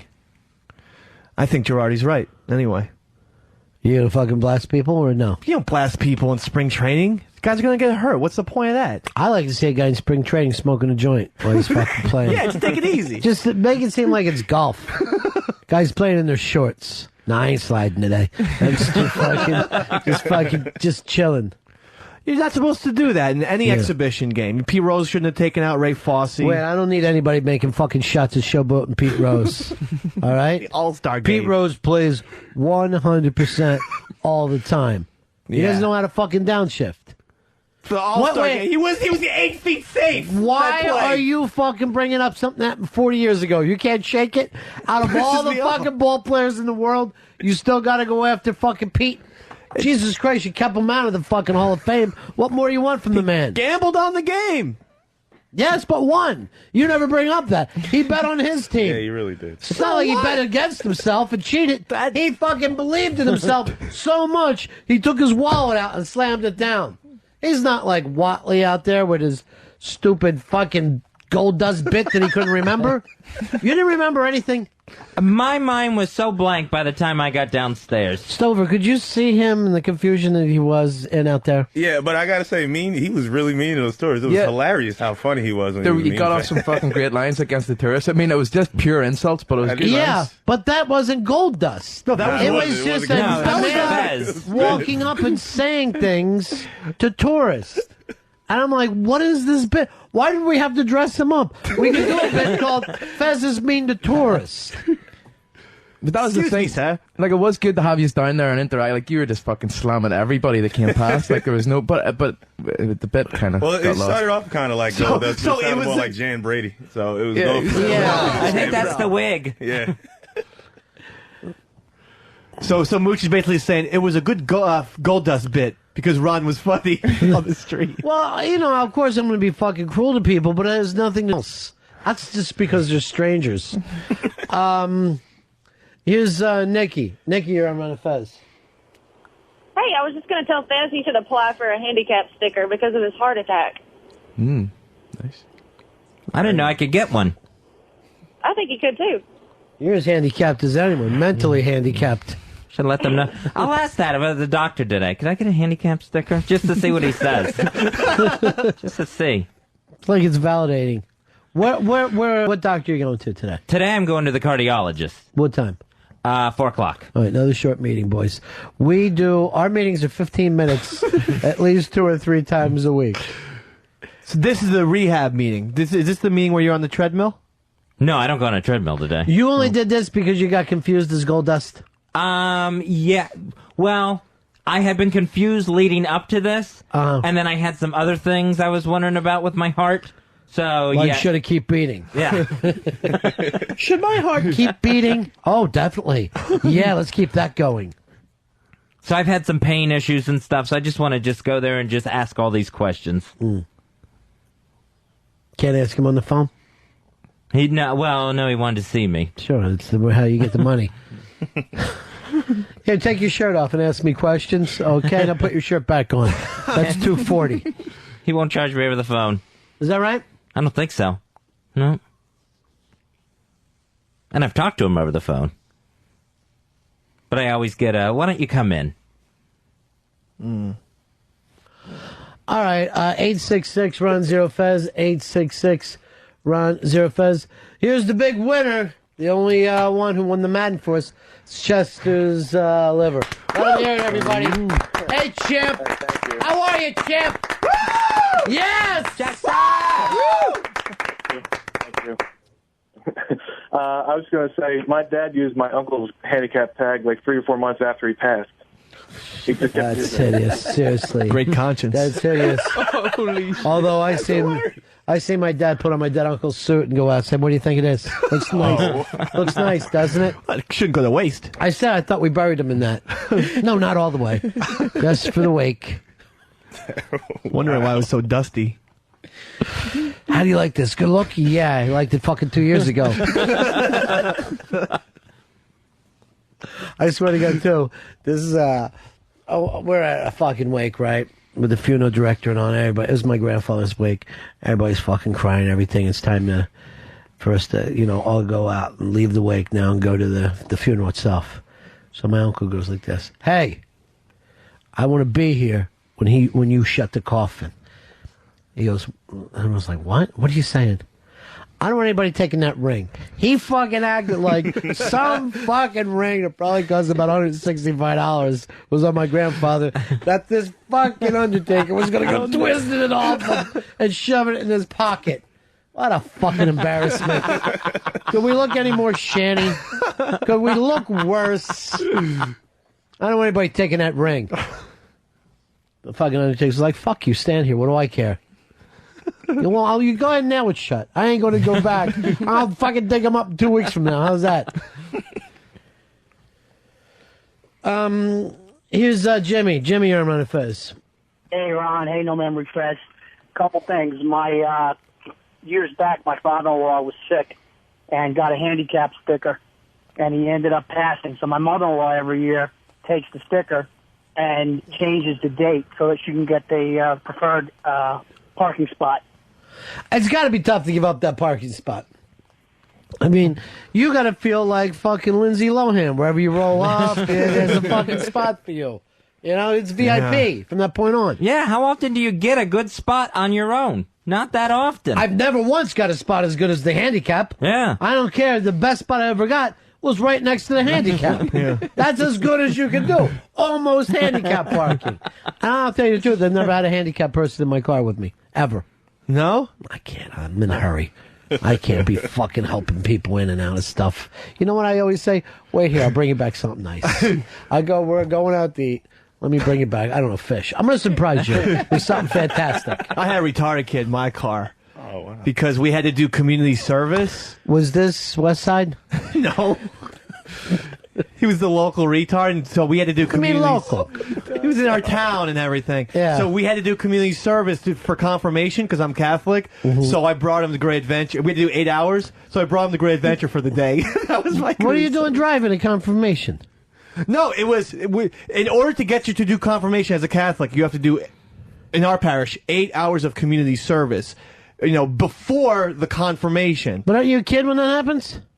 No, it was like, it was like, I was 14, and I got my friend's brother, my friend, and his brother, who was 17, drove the retarded kid up, and then what we did was we said... You got him to blow you. We just said we took care of a handicapped kid for the day, and they let us get away with it. Let us get away with it. So happy. Here's Matthew. You're on Ron and Fez. Yeah, I think I have a pretty simple explanation for the disparity between black men and white men. And in jails? For most of it, yeah.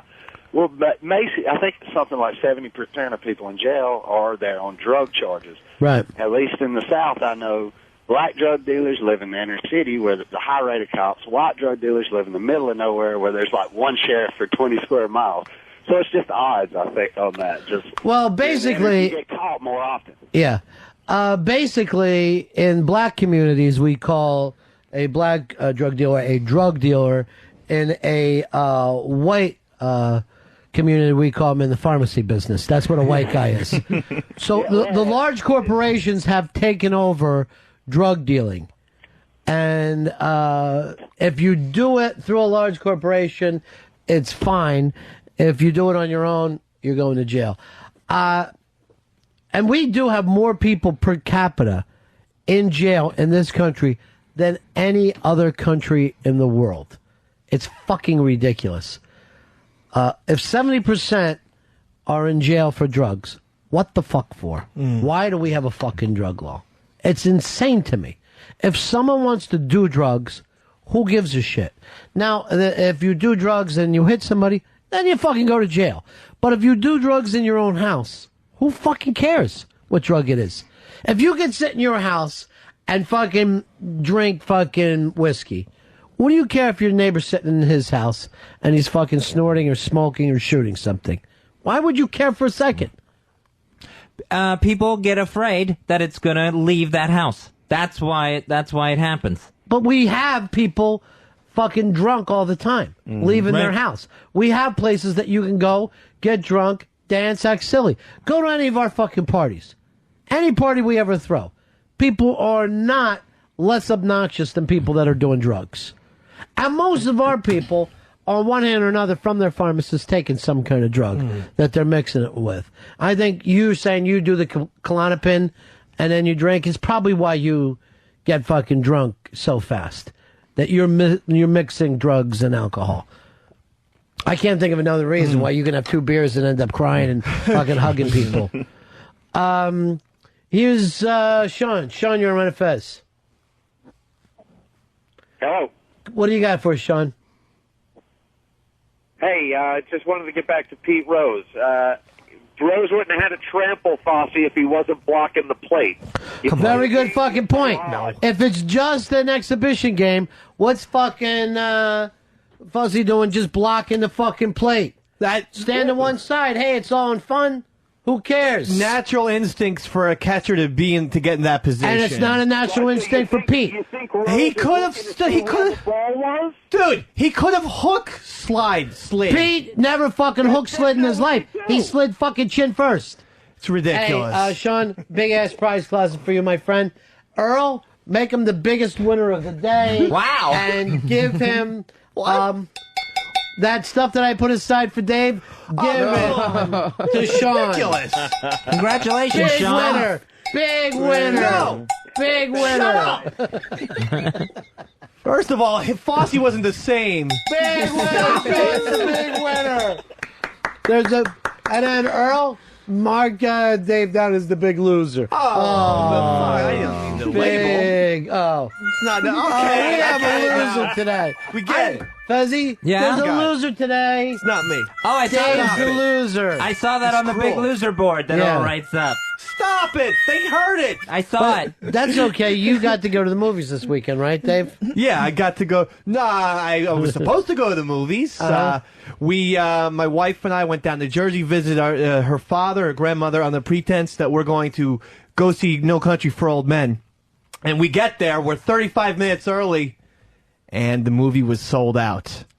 Now, you could say this is a simple mistake made by everyone, all the parties involved, except this is the 3rd time in a row that I've been asked, well, you want to go see a movie down in Jersey with with your father-in-law?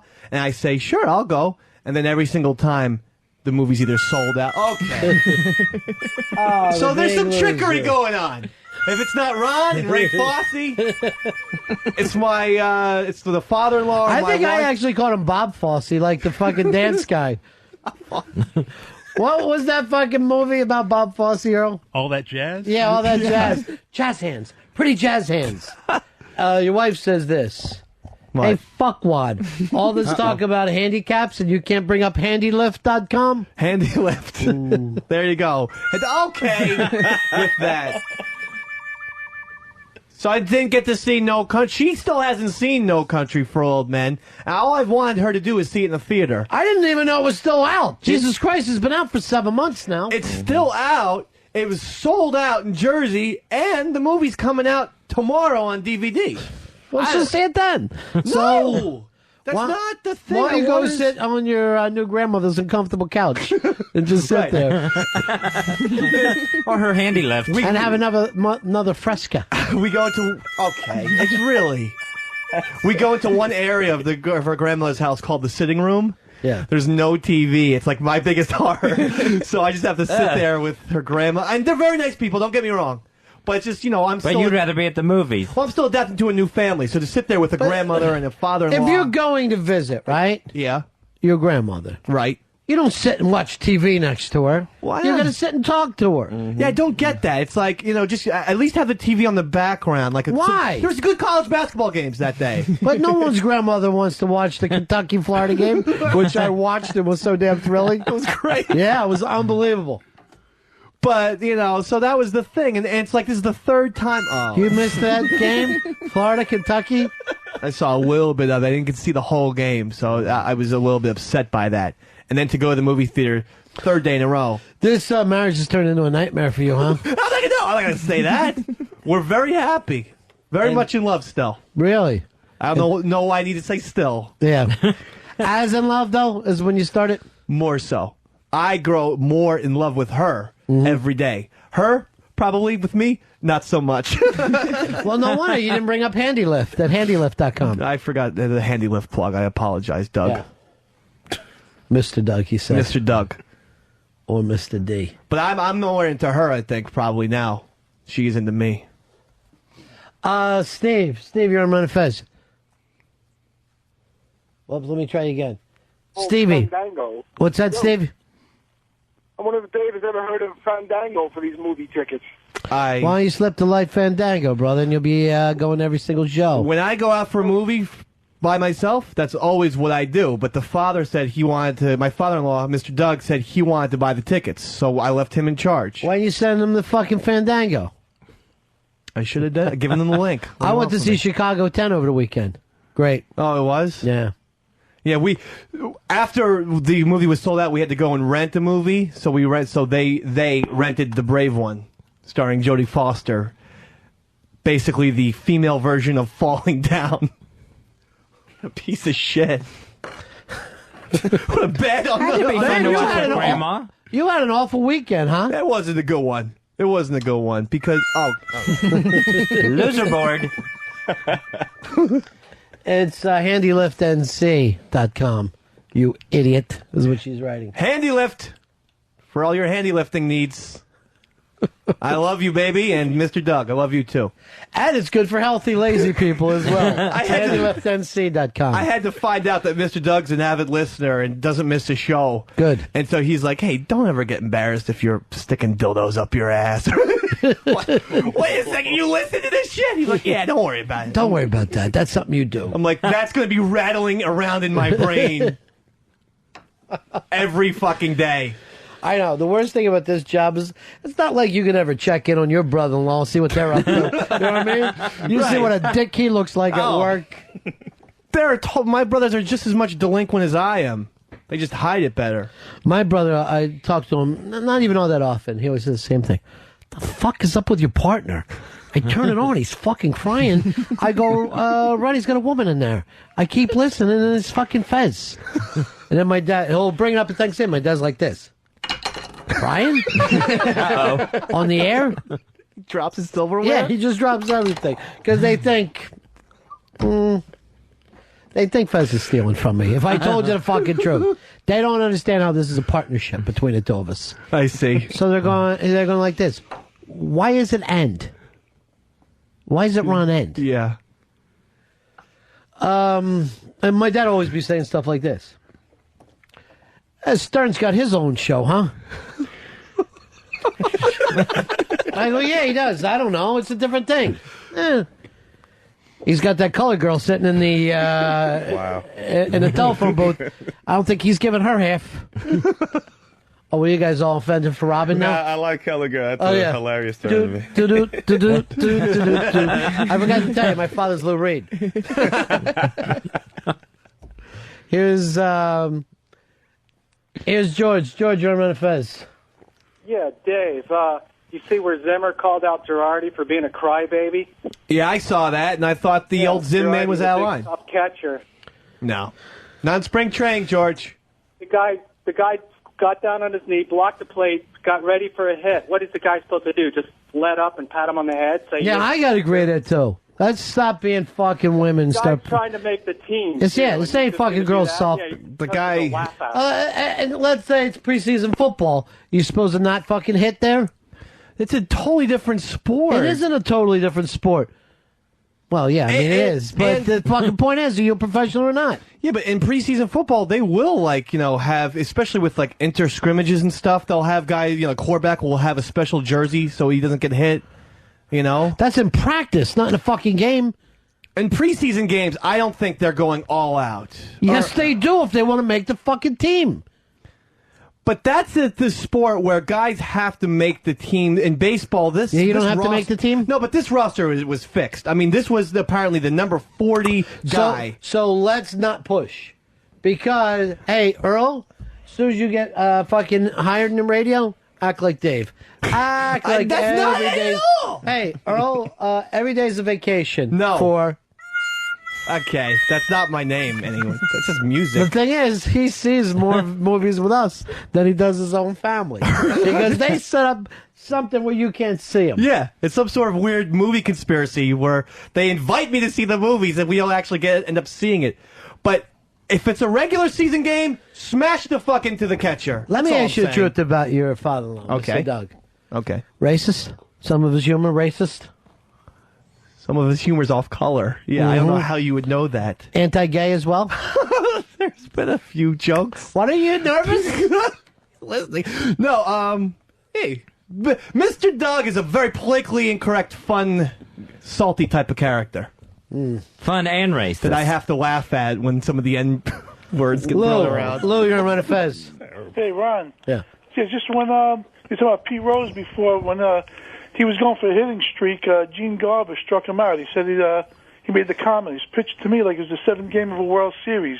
He also said he always plays the game hard when He fucking threw a breaking ball on a fucking full count. Hey, Gene Garber's a piece of fucking garbage. Wait a I hate him to second. this day. I fucking hate. Strike him out like a man with a fucking fastball. What are we doing? Throwing knuckleballs around here like fucking girls? That's how we just had to get him out. That's a double standard. Can I tell you something? If I saw fucking Gene Garber today, I'd kick him till he was dead. I would kick him till he died. That motherfucker. He's an old man. There's no reason to be violent on him. And there's another one of the reasons why I hate the city of Atlanta. Despise it. You want to know why? Gene Garber. That's a start. 2 is the term buckhead, which I can't fucking take anymore. You know, Earl, they don't understand that being a baseball player, it's like knighthood. There's honor to the game of baseball. Yes, think about it, Dave. Millions and millions of people play baseball. Only, 700 get to put the uniform on. 700 Club, I like to call it, Earl. They get to put the uniform on. Then you take that 700, and then only, maybe let's say 15% get to play every single day. First of all, and then there's a very small percentage of them are non-Dominicans. Earl, I've heard you say one time, when Pedro was beating guys in spring training, you said it was totally inappropriate. What's the fucking difference? Well, there's a difference between throwing at guys and the way he playing plays! and you play the Yeah, game. I'll throw at a fucking guy if I had to protect my team. Fine, but he's double standard. Earl's doing double standard shit. Are you, Earl? No, not at all. First of all, I have a lot less respect for guys in the American League throwing at other people since they don't have to go up to the plate themselves. I have all the respect for a National League fucking pitcher who does it. Because I'll put one in his fucking neck if I find out he hit somebody on my team. I'll put one in his fucking neck. But, they don't make the rules. What rules? The American League pitchers don't make the rules that they don't get up to the plate. It's really not even the major leagues when you think about it. Why? It's an embarrassment, that fucking rule. And they could change the rule tomorrow if they wanted to. And Why don't they? Never happened in a zillion years because of the Players Association. A zillion? Taking jobs away from the DHs. Charlie in the box. You're on the Ron and Fez show. Hey, buddy. Yeah. Ronnie, he can't use Fandango. You need a credit card to use Fandango. Oh, man. I have a debit card, Charlie, that works over the internet. Thanks. It's a Diva. Fandango. It's a Visa debit card. No. Come on. Big ass prize plaza for Charlie. That's bullshit. You're on your way, Charlie. You're on your way, buddy. Bullshit. He's so happy. Listen. And Earl, is there room for Dave in that big ass prize closet? Is there? Okay. It's too many prizes going I just noticed your nemesis out here. It's What? Hasp. Oh, Come on boy. in, Hasp. Come on in and say hello, my friend. The gay haven't Sean seen Hasp for a while. You and Hasp used to go at it pretty good. He reminds me of a gay Sean Connery is all. Why? Why do you say that? The way he talks, if you listen to his voice. Because he has absolutely nothing else to come at me with, so he made fun of my voice. Listen to that. Gee, you didn't help your case any there, Huss. You thought that sounded like gay Sean Connery? Yes, I didn't know which one it was. All right, let me hear you say something, Hasp. I have no idea what anybody's talking about. I'd say the same thing. I have no idea what anybody's talking about. That's dead I'm on. Hush, the That's gay dead Sean on. Connery. What's close talking? Anybody talk? I agree. I'm not picking it up. Tim Curry's my submarine doctor in the hunt for Red Cocktober. I'm Hush. No, Gay Sean. you guys have known each other for how long? We've known each other since 2002. 2002. Yeah. Way to answer him, Hosp. And you guys have never gotten along? Never been pals? Not really, no. He stole my puppet, Roberto, way back in the day, and then just never gave it back. He thought that would be a fun little bit, but he kidnapped really my favorite possession ever. Something that I looked at as an actual child. And now, are you still over at my radiostore.com? Yes, I am. Linda's still there? Yeah. Okay. Oh, boy. Everything okay? Good. Keep an eye on her. Trying to. All right. Very For sure you talkative. think you talk like gay? I can't even do the voice. Let me hear it, Dave. I'll teach a black kid about life in Jizzing Forrester. I'm Hosp, the gay Sean Connery. I tried to watch that Forrester movie 8 times. I can't make it. I don't fucking understand. I don't understand what they were trying to do with that movie. They were just like, quick, let's have Goodwill Hunting with a black kid. Here's let me go over here to it's our good friend Snoogans. Snoogans. Hey, what's up, buddies? Yeah. Yeah, Dave, you're insane. I would run over the catcher in a pickup softball game if I meant winning. I don't care. Like, you're playing the game to win. It doesn't matter where you are. That's because you're a druggie. What, because I smoke weed? Big ass prize closet. Way to go, Snoogans. We're going to be out of prizes soon. Everybody likes Snoogans hustle. That's what I call That's it, my first prize. Hustle. Do the hustle. Snoogans, your baseball team is who? I'm a Red Sox fan. Why? Because I was born in New Hampshire. Yeah. So, are you a Patriots fan? No. Why not? I didn't get into any other sport but baseball before I moved to New Jersey. Yeah. Bandwagon, because who's your favorite football team, Snoogans? The Giants. Who just Well, won a they've been Super Bowl? My favorite basketball team is the Wait, Knicks. no. So you wanna No! talk about bandwagon? I didn't know. Give him an extra prize because he's a big championship winner. He had a double championship year Load him up. with the Giants and the Red Sox. Bullshit, bandwagoner. Yeah, like with the Knicks, I'm a bandwagoner. I don't know what's going through your head. Take the Spurs as your team. All right, Snoogans. I only know what's going through Hosp's head. All right, do your Hosp. Hosp at a baseball game. Hosp at a baseball. Strike him out. 3 strikes and your cock. I'm Hosp. What the fuck are you talking? I don't know what that meant. That is so stupid. And the voice has been following me around. My brother-in-law did this to me at Thanksgiving dinner. There's gay Sean Connery. I fight Nazis with my son, Indiana Jones, and the last cock shade. I'm Hosp. There's always cock, no matter what. There's no other. Sometimes pony, it's you know. jizz. Hell of a crush. Even when it doesn't rhyme. I'd like to Goldfinger.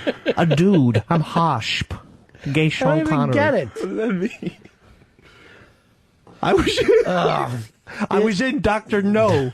Need to wear a condom with me. What did you write jokes down? Let me see that. I didn't write shit down, dude. Oh, that's really bad if you wrote these jokes in advance. Cheating. Scratching them off. This is prepared shit? Go sit next to Watley with the fucking pre-written bit. Oh, no. Ross, you're on Ron and Fez. Hey, Ron. Hey. Hey, I want to call Dave out. Didn't he level Beanie playing flag football one time? Yes, but how many?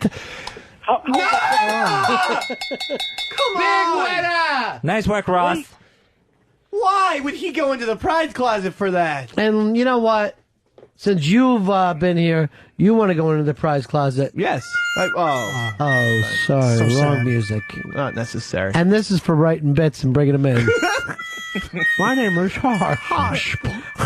That's his A game. He worked. I've been coming in planning this like 10 days ago. That's the best he came up with in 10 days. Is that the sheepy horn or the sheepy horny? I'll suck him off. He's Hosp. Gay Sean Connery. Did you write that in advance? No, that's not written down. Wow, by the way, your pre-written jokes stink. They really do. Have your father-in-law go over them with you before you come in here. I'm Hosp. I have pre-written, no, scratch that, pre-jism jokes. Hosp, the gay Sean Connery. Colin, you're on Ron and Fez. Oh, Bunnies. Yeah. No, Dave, you're full of shit, man. Preseason is intense. Preseason hockey is a fucking gladiator pit compared to the rest of Preseason the hockey. year. What, do they still play hockey? In the United States, I mean. I think. I don't get the camping channel. I think that's what they're playing games on. Z-Man wanted to know if we have hockey tickets. Do we have any, Earl? No, not really. We don't have access to any. Why not? I didn't even know the Rangers are still playing, but I can ask. This is the funniest thing, though. So I talked to him when he goes, I need to talk to you on the phone about when I'm doing my show. He is putting so much... He's putting more thought into his little fucking show, Fezzy, than we put in ours every day. And I go, why are you working so hard on this? And he goes, I don't want to be like your blank fucking buddy, blanking out, not knowing what I'm doing. And so then I talked to him for like 20 minutes during the fucking Kentucky game. I hang up. Ping, there's an email. Then he asked for tickets on the email. He don't fucking say it to me. He goes, oh yeah, I forgot to bring it up. Right. Because he couldn't fucking say it out loud. So you can't get him any, Earl? Why don't you do this? Why don't you just fucking dress up as a goalie and go over there and play with his kid? It'll be just as good. Put on a fucking Rangers suit and say that you're the fuck one of the Rangers. Here is Sylvia. Sylvia, you're Ron and Fez. Hi, Ronnie. Hi, Fez. How are you, darling? It was really, really great to meet you the other day. Thank you. I just wanted to thank you guys for taking pictures with me. I had a really great time. And I'm kind of shocked that my picture's on the front page of ronandfez.net. It's a little exciting. Because you're very, very beautiful. Well, I've already used the picture of me and you. I have that picture. It's actually my back screen on my phone. Oh, that's very nice. Enjoy that. That's a little something from me to you. Thank you. Yeah. All right, guys. Well, take care. I just wanted to say thank you and say hi to all you guys. Thank you very much. It was a pleasure meeting you. We need to break here, Earl, and then we'll be back with our guest. Fezzy, we have the Penthouse Pet of the Year coming in. Erica Ellison from Penthouse. She will be here. Her issue is on sale at newsstands everywhere, and you can meet her at the Romantic Depot in Paramus, New Jersey, this coming Wednesday, 6 p.m. to 8 p.m. Right back. It's the Ron and Fez Show. It's the Ron and Fez Show on XM 202.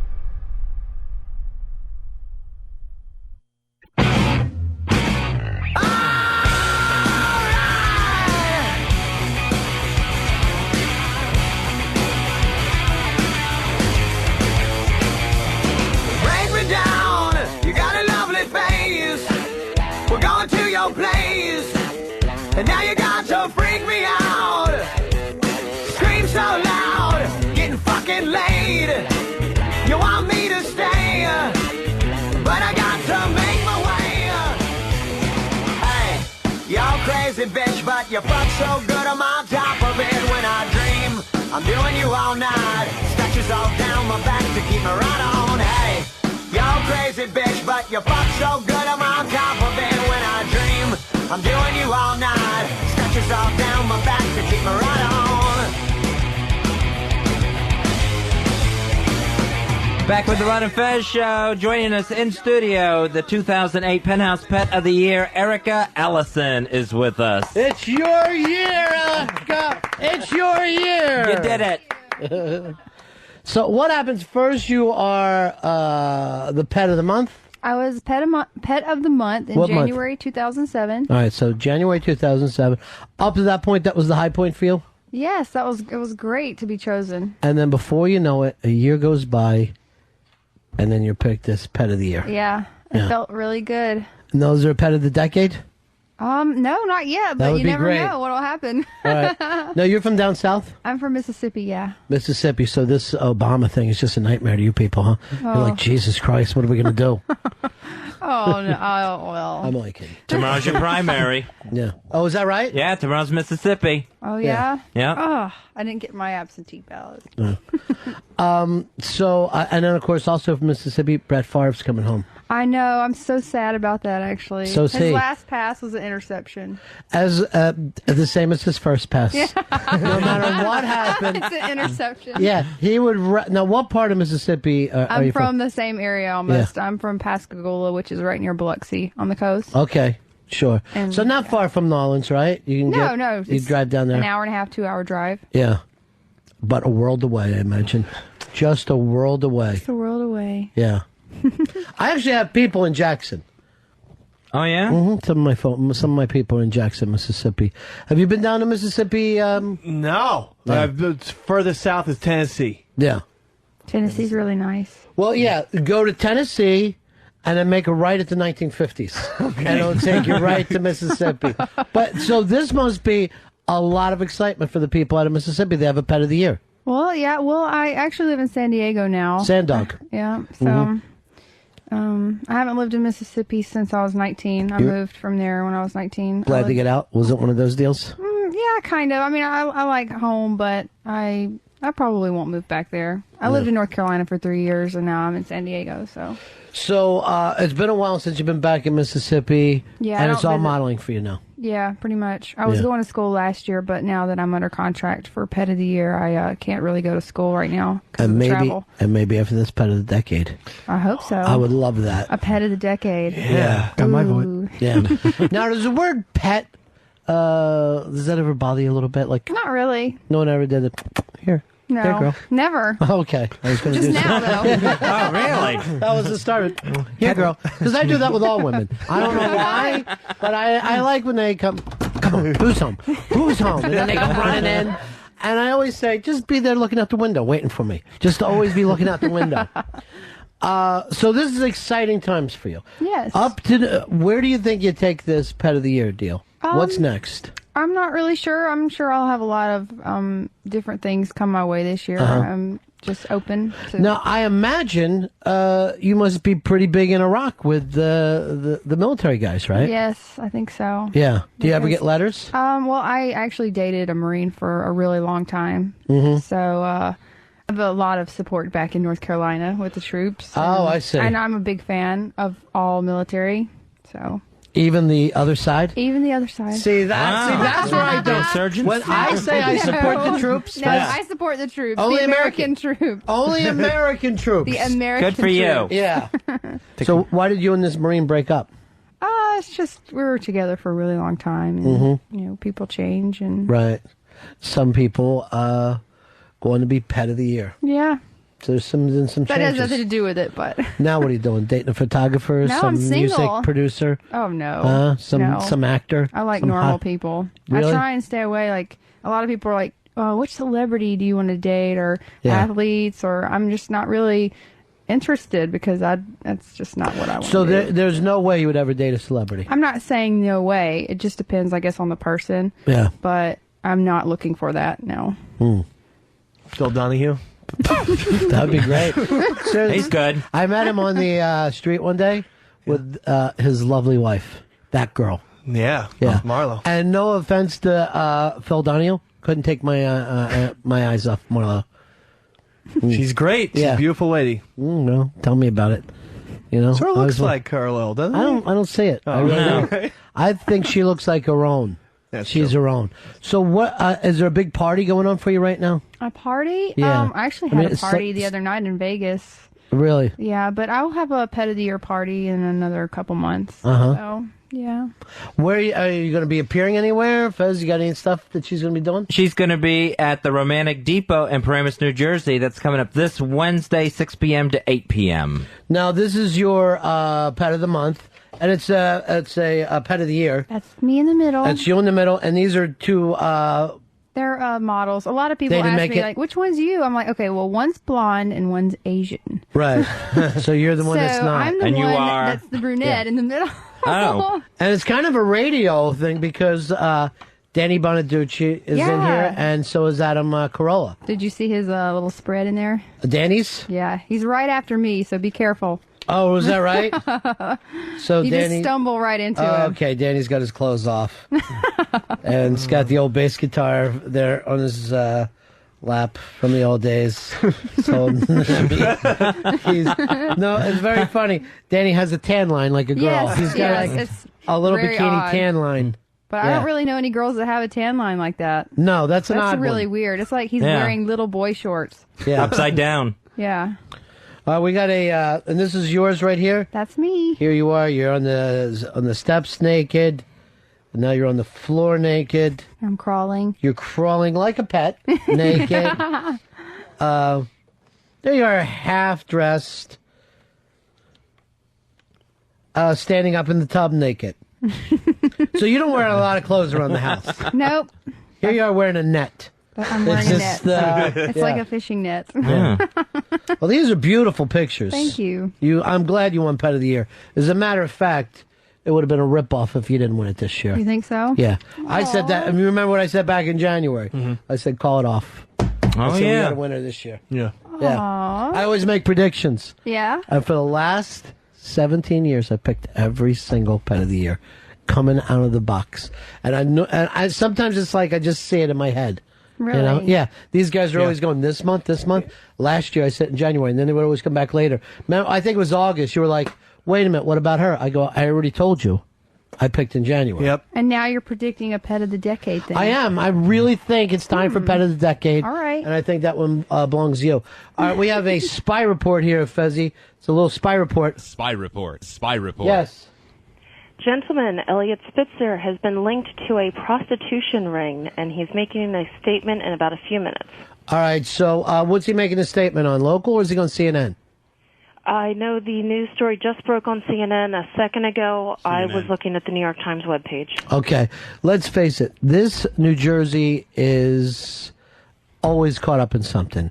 They've got gay prostitutes, regular prostitutes. Well, Spitzer's New York. Oh, Spitzer's New York? Yeah. Yeah. Why? Corzine, New Jersey. Governor of New York. I got confused between the two. Spitzer's New I'm not one. even going to watch it then because I'm going to go into cover up now. You know, Spitzer's the oddest thing. He won with like 80% of the vote. The following day, everyone hated him. The following day, after winning by a landslide, he was hated. And you still think, though, I understand your mistake, because you still think Pataki's the governor. I do. I mean, it's really weird. I never got used to Spitzer, and that's why I thought that he was the Jersey guy. Let's see what else we have in here. Modern Conman's Best Scams, and the 11 Freakiest Females in Film. Did you read all these, or you just look at your own stuff? I've read the article on Danny, and Adam Carolla actually has an article in there, too. Mm-hmm. Did you do their show yet? Yes, I've been on Adam. Was it exciting that all of you were back together again? Is Adam and Danny doing a show together now? Danny wasn't there. Somebody told me that he has something on his own now. I didn't know that. I thought those two guys were together. I didn't know that either. I can't keep up. Because I was expecting to see both of them. Yeah. Guess not, huh? Nope. So next for you, it looks like after Pet of the Decade, I'm thinking the film business. Yeah. Who's an actress, somebody that you really look up to that you like? Actresses, I like Sandra Bullock and Keira Knightley. I would actually say this. You're a better actor than both of them. Better than both of them. Now, I'm glad that you're here, too, because I want to talk a little romance with you. Okay. We got Fez here. Can't seem to get a woman, even though he makes a very good living. Right. Earl back there.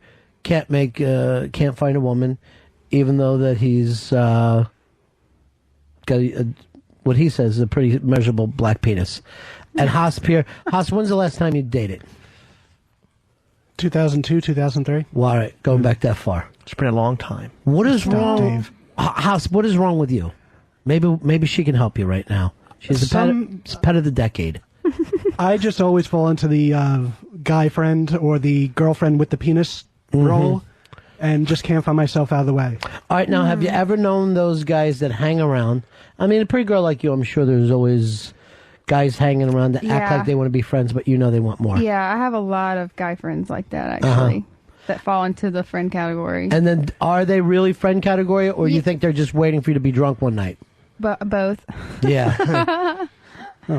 When you are friends with a girl, Haas, do you try and wait till she's drunk and then try something? No, I try. Or vulnerable? No, I approach them beforehand, and I get the too good a friend speech, which I don't buy.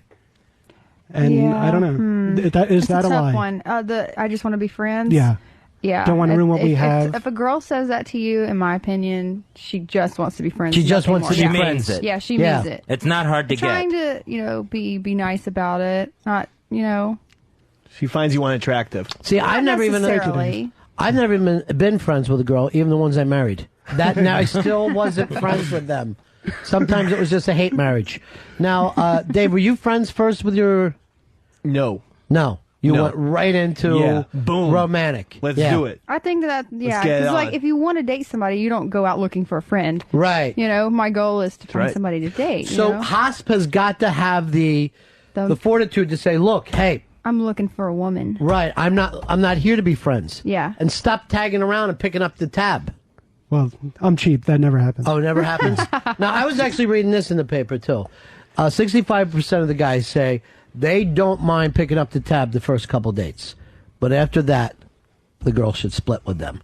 Okay. Now, I thought just the opposite. I thought once it's your chick, that's been your position now to pick up the tab. Where are you on this one, David? I agree with you. I mean, the dude's supposed to pay up the pay the money, right? Because the girl's going to give you other stuff, sexual things. And and you're the same way, Eric? You Oh, believe? yeah, I think that the guy should pay. I mean, I'm not like one of the girls that would try and take advantage of that kind of thing. Right, you're not over there So, ordering yeah. martinis like, Yeah.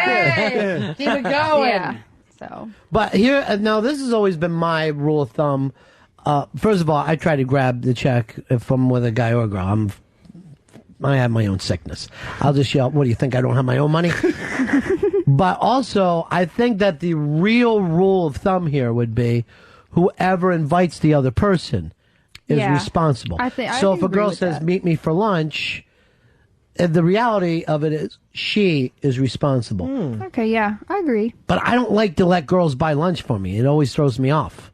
She could try. Yeah. It's a little Yeah, I say, yeah. Take a reach. Act like you're reaching for it and let me do the no. Hey, I got this. Let Ronnie B grab this. Well, if you insist. Earl, I can't even go to you for this because you don't date at all. I don't know what to do. Pitsy, you have something here. Yeah, I think they should split it. After a while, it gets to be too much. I don't like the split, though. That's an embarrassment to me. Then what? One of you has to have a thing, and the other hands are cash. You know, somebody's got a credit card. It'd be better than splitting is if the person goes, you know what? Let me grab next time. Next time it's on me. Yeah. But to sit there and you're bringing out ones and trying to, that's too embarrassing for me. And childlike. Children spit the bills at diners. Did you just say spit? Did I? Yeah, a little bit. You got Spitzer on your mind. By the way, where is he right now? I can't. First of all, if this guy didn't go to prostitution ring, he'd never get laid. So give him the credit for that. Wonder if he was going to it or working in it. I think you must be nothing if you're governor of New York, because the guy, you never even hear of him anymore. And you hear Pataki every day. Yeah. Of course, there was a better name to say.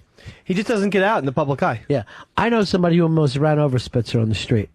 They were Really? driving down the street and Spitzer jogged in front of them. And it was during the election. And she almost ran him down. What are you giving me here, PT? I'll give you the New York Times. Yeah, I don't care about Spitzer. All right, Radio Shark has a question for you. Go ahead, Shark. I got two questions. Do you like it when a man opens a door for you? I think that's very. I think it's very nice. 'Cause you're from Mississippi. You But like to I'm the kind of person too that, like, if I'm heading inside, I won't like just wait for the guy to open the door. I'll open the door. But if he like gets there before me, that's nice. And my second question: what's 8 times 8? What? What? He said, "What's 8 times 8?" 64. Thank you very much. Face. So there. Good. I will tell you this: when you said it, and I was at Tribeca Grill the other night, and there was a certain, let's say, celebrity of the '80s, and I was sitting next to her at the bar, and we were waiting for our table, and her gentleman were waiting for their table, and when she went from the bar to her table, she had someone carry her, like the waiter had to carry her champagne because Oh, my she goodness. didn't carry her own champagne. Wow. I drink out of a bottle. Just give me a bottle of Just give champagne. me a bottle. And don't anybody else touch it. I don't want you Exactly. dosing me. And no one carries it. I don't want to say who the person No was. one carries my bottle. I know who it was. What? I have a feeling who it was. Go ahead, say. Ali Sheedy. No. Damn it. That was a good guess, though. This is much more impressive. Earl, do you want to guess? Madonna. No. Much. I will say this. Much more impressive than Madonna. Hosp? I'm trying to think. Sharon Stone was early 90s, right? Yes. Sharon Stone would But be wrong considered- anyway. Yes. Ralph Macchio. I'm Hosh. No, this. Fucking stop it That with is a the good voice. impression. Good guess. That was a good impression, though. It just sounds just like him. Fezzy? My first thought was Sybil Shepherd. Well, that was a great guess, but no, sorry. Did you have one, Erica? Did you have a Pauly guess? Shore? Pauly Shore, not that beautiful of a lady. This was Miss Tawny Katane. Miss Tawny Katane, who doesn't carry her own champagne. That was my little joke. Tawny Katane won't carry her champagne. But I never saw such a thing. So the guy had to come over, put the fucking champagne on a thing, and then follow her over. Oh. That's really sad. Yeah. Wow. I think that's sad. Yeah. That is lazy. Now, let me just say this about... Well, I did notice this. She was wearing high heels. So is it hard to, Well, I'm not graceful in high heels, but Yeah. I still carry my own stuff. Yeah, I see you here. I never even see you wearing shoes. I look at I Penthouse. know. You never even have shoes on. Erica Ellison is in studio with us, the 2008 Penthouse Pet of the Year. She's going to be in Paramus, New Jersey this Wednesday at the Romantic Depot. That's going to be fun, being over in Paramus, huh? Where the love trains come in. Oh, you're going to love it. It's Great. You're Great going to love shopping. it. Do you like go-karts? Because if I there's do. one thing Paramus, New Jersey's good at, Yeah. go-karts and batting cages. Just wait for a lot of strange guys who be going like this. Welcome to Paramus. What you doing in our town? So, Hosp, Yes, you sir. say woman should pay half.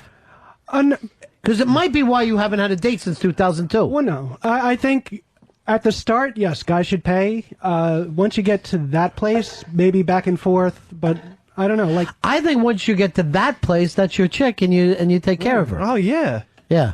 And that's kind of, I mean, there's certain unwritten rules. I think it's unwritten Yeah. rule. The It depends guy on the pays, situation, the chick does really, other things for the too. guy. Yeah. Right. so. What?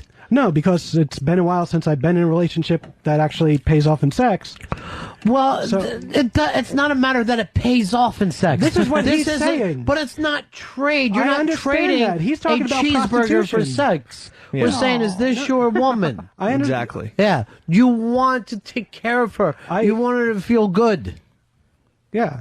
Dave meant the laundry. I don't know what you're thinking of, Dirty Mind Hosp. The Chinese laundromat does his laundry. Oh. Hosh was thinking of being in with Nick Cage in Alcatraz. That's film called The Cock. All right, that fucking doesn't make sense, does it? No. No. Not at all. And it makes Erica sad. But like, It makes me sad. Earl, what's something you want to ask Erica? She's a Penthouse Pet. She understands the way of the world. She's the Penthouse Pet of the Year, Earl. And it looks like she could turn into Penthouse Pet of the Decade. What's something that's on your mind? I'll put it up to anybody. This is your only opportunity to ask a Penthouse Pet something you've always wanted to know. 866-RON-0-FEZ. 866-RON-0-FEZ. Do not call if you're a coward. And we'll let some of the guys on the show here. Earl, what do you got? Now the problem I'm having now is like, what are social places to go to where you don't? Where I'm in my mid 30s now. I'm in my late 30s. Yes, mid late 30s, and you don't want to be the old guy. Where's a cool place to go to meet people? Well, why would she know that?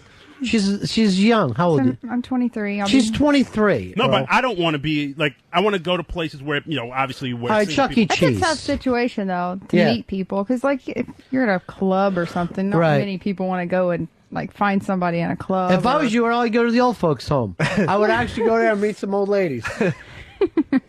Why haven't you married? You're what age? I'll be 38 in a couple of months. Oh, Jesus. Why don't you just turn gay?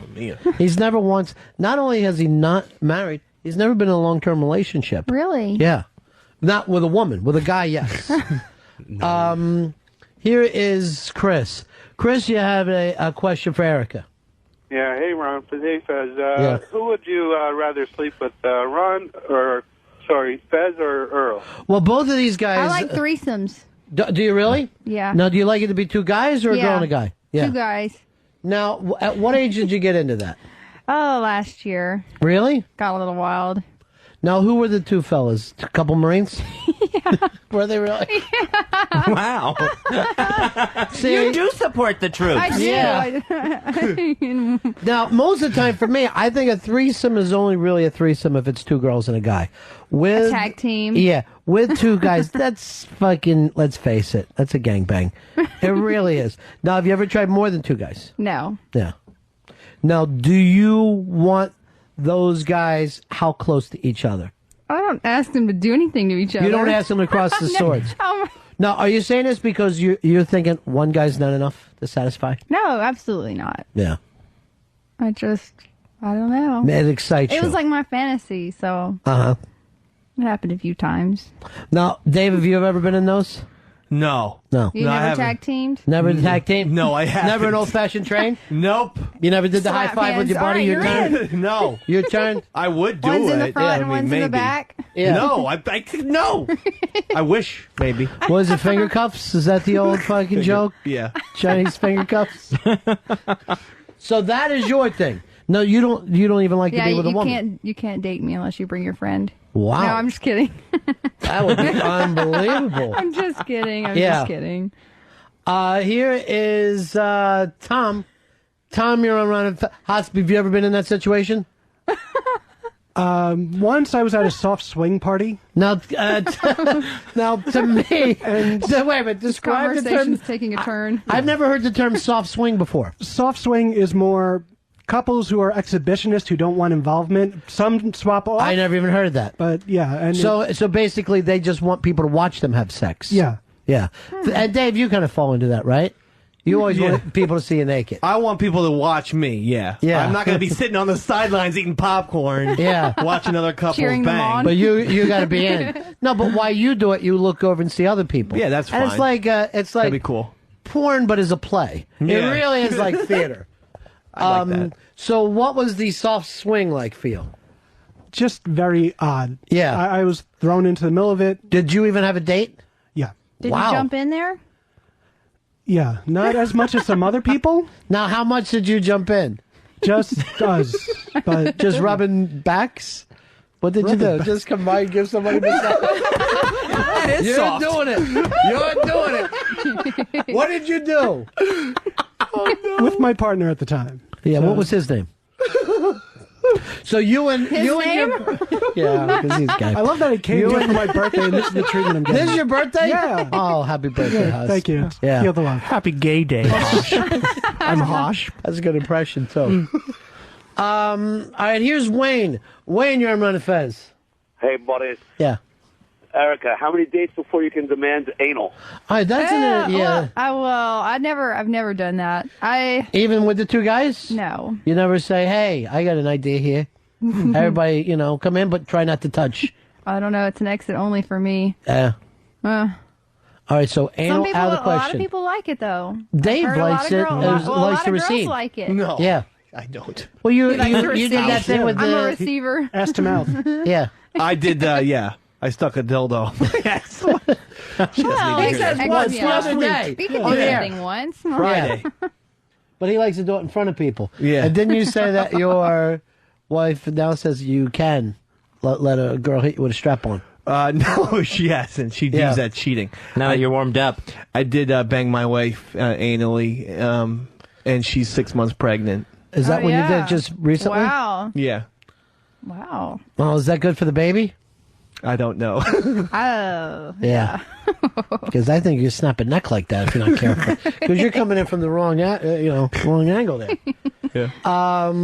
Now, was that your idea or hers? Oh, I don't know whose idea it was. We're just a very. You started touching we're it, didn't very. you? We're passionate couple. You started That's all. touching Do you it. have a nickname for it?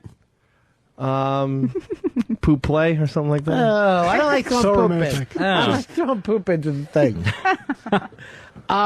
Here is Jeff. Jeff, you're on Ron and Fez. Yeah, I had a question. Is the whole girl a size queen, Erica? Oh, Erica, size matter? No. No. Absolutely not. You really like It's the motion in the ocean. the motion in the ocean. So you like a really small penis, just tiny, like a pimple. Like Hello, Erica. Like where you can't feel it? Yeah, like you don't even know it's in. Well, that's not good. Yeah, No, I don't think size matters. size doesn't matter. No. By the way, there was a picture that was put up of Hosp and your old partner. And that was Foundry Music Jeff. And that is making its way around. The old soft swing. Yeah. He does have a gentle touch. Does he really? A little bit, yeah. Yeah, that's scary. You're sick. All right, here's a question for you. This is from Mr. Billy Staples. Hi, Billy, you're on with Erica. Well, let me try again, Billy. Billy, you're on the air. How are you? Hi, Erica. How nice it is to speak with you today. Hi. Oh boy, that sounds scary, doesn't it? Right away. No. Yeah. No, Erica. You know, Like a tree jumper. you're a beautiful woman. You can have a pick of any really man you like. What is your age limit, or do you have one? Do you prefer an older man? I've actually never dated anyone that's probably within like 2 years of my age. I've never dated anybody younger. How about somebody like Billy, who's almost 2 decades away from you? Just, what's a decade once you get over 20? 10 years. I think that once you get to a certain age, like in your 20s, I don't think it really matters as much. But like if an older person's dating somebody that's like 18 or 19, Well, what do you consider older then? I don't really know. But I guess it just depends on the person. With Billy, let me ask you this: would you say that you have a grandfather fetish? No. Okay. No. Have you ever been turned on by the man Poop Deck Pappy? And just for the record, no matter what you say, the girl always has the say in anal. Yeah. The girl is always the one who's... What about in your relationships, Billy, where it's never with, a girl? Which one of the guys decides? Well, actually, I did it twice, and I was also with a pregnant wife, but she was 9 months pregnant. And it wasn't your wife. And it was the delivery room. And he kidnapped her. First time. But no, so would somebody in their mid-40s, Erica, be objectable? I don't think so. I guess it just depends on the person. Yeah. What if the person was hideous and terrible like Billy Staples? Actually, Billy Staples is not hideous and terrible. He's actually a very, as Hosp will tell you, a very sophisticated and eligible man. Sophisticated? Hosp, how do you know how sophisticated and eligible? Well, he was at the soft swing party, so... No, was he really? Mop Boy. Oh. Yeah.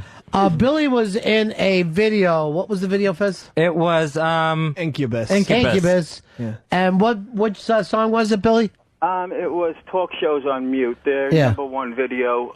What character were you? I was the lead. I played the hyena, the talk show host. How long ago did that video come out? It was 5 years ago. Costume, but appeared as That was his last appearance. He's like Daniel Day-Lewis, where after a big role, he takes a half a decade off. Well, Erica, you can read all about it on my IMDb report or many of my fan pages. Don't you have a new website, Billy? Yes, the Dow Jokes stockreport.com. The Dow Jokes stockreport.com. Wordy? Wow. Yeah. How much is the chicken crossing the road selling for today, Billy? Oh. I don't quite understand that immature material, but what? All right, Billy, thank you very much. Sophisticated. You got to understand. Well, Erica, I know you don't like to say so on the air and whatever, but the gentlemen, they do have a way of getting in touch with me if you'd like to go out with a semi-older man. Okay. I'll keep that in mind. The fat signal. Well, we do. We put a signal, but since he has problems climbing up buildings, we have to keep it at lower level. Footlights. All right, remember P.T. Anderson? Well, we called our guy P.T. Anderson, our intern. Uh-huh. Well, he cut his hair, and now for some reason he looks like John Landis. You have completely changed your look, so you're now John Landis from this point on. Here's Mike. Mike, you're on with Erica. Yes, Erica. Hi. I would like to take the time while I'm knocking the boots.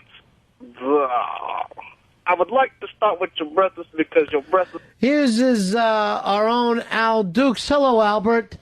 I don't think ever has anyone uttered the phrase, I played the lead, I was the hyena. That is unbelievable. I was just curious, how many guys has she slept with? Well, we know of two in that one. We know of two. Yeah, we know there's two Marines. Two baby blue Marines. What is, how many guys have you slept with? Oh. Can we take a guess? I'm going to say... How many? You're 23? Yeah. I'm going to say 23. Oh, no, it's not that many. One a year, since you were 1 year old. 1 a year. Well, I'm too high. Let's play Price is Right. Dave? Price is Right. 8. More. Hosp? 14. 14. It's very close. Yeah. Yeah. What is the age? What age did you start? 16. All right, 16. But, well, yeah. But what? Nothing. That you didn't want to with the first? No. When I was with the same guy till I was 22. From you were 16? Yeah. So this 14 or so you picked up in the last year? Yep. I've averaged like one a month. So she was very slow, late starter, And now 16 I'm is out still of fairly control. late, and then one for 6 years, and now they're just coming on two at a time. Is that what surprised you of liking two guys? Because here, after all this time, you just had the one guy. Yeah. Yeah. Yeah. So. All right. So why did you need to know that, Albert? I was just curious whether, she was... Do you have a certain number that you think it turns you off if a woman's been with that many more? Yeah, I think at her age, 3 should be the limit. 3? You should have called her a couple years ago. Yeah, last year. Yeah, sometime around February. What about for you? Is there a limit for you, No, Dave? There's no limit. Yeah. Women are beautiful. That's right, There's Casey. I know a lot of people who have slept with many, many more than that. Yeah? Yeah, at my age. Many, many, many more. Yeah. None of these guys, I'll tell you that right now. Eric is the penthouse of the year, Fuzzy. I'd like to see her pick up penthouse of the decade. And you can meet her at the Romantic Depot, Paramus, New Jersey, this Wednesday. March is still early. Maybe this month hasn't been covered. Wednesday, 6 p.m. to 8 p.m. And it's not just a regular depot. It's a romantic depot. I think they have toys. Yeah, oh, is that right? I think so. Do you like toys? I do. So does Al Dukes. Al, what's your favorite? The anal egg? No, I don't think you should have toys in the bedroom. Oh, why not? Bored. That means you're bored with the person, and it's Not probably time to necessarily. move on. I think it just spices things up sometimes. Al is like a Not pilgrim. all the time. You can't have toys all the time. Albert is like if a pilgrim somehow got a hold of a phone and called us from the 1600s. Al, are you still with the same girl? Unfortunately, that ended. Really? Yeah. How long ago? A couple months back. Are you dating again, or have you joined the pack with Earl and Fez? Well, I think I got to get back into it soon. Otherwise, I feel like I'm going to fall into that old gang because I've been there before. You know? I know you have. Now, did she find out you were dating Boomer Esiason? Is that what broke you guys up? Not exactly, but yeah, that ended unfortunately. Oh, that's too bad. She was pretty. Yeah, she was a nice girl. Nice girl from a nice family. Nice girl, nice family. She's a hooker! I don't even know what that means. So I'm sorry, Al. All right, boy. Maybe it'll help you if you think about her sleeping with a new guy. No, that's probably going to make it worse. Oh, okay. I never know. All right, take care, buddy. All right, see ya. Well, Erica, thanks for coming in, darling. Thank you for having me. And you're a very nice young lady. We wish you all the best. I hope you pick up Pet of the Decade. Thank you. And then Pet of the Century. And then finally Pet of the Millennium. Big honor. You'll be picking up in 995 years. Check out Erica at penthouse.com or her MySpace page, myspace.com/Erica Ellison, ELLYSON. Yes. I have to take a call from Baby Girl now. Can you call pianos for me? They don't know me. They know you. They're big fans. Can you call pianos? Yes, honey, I'll call pianos. I'm trying to put together this party with her. Oh. What is it, Homestar? What do you got for me, buddy? That's the end of my show. Donk.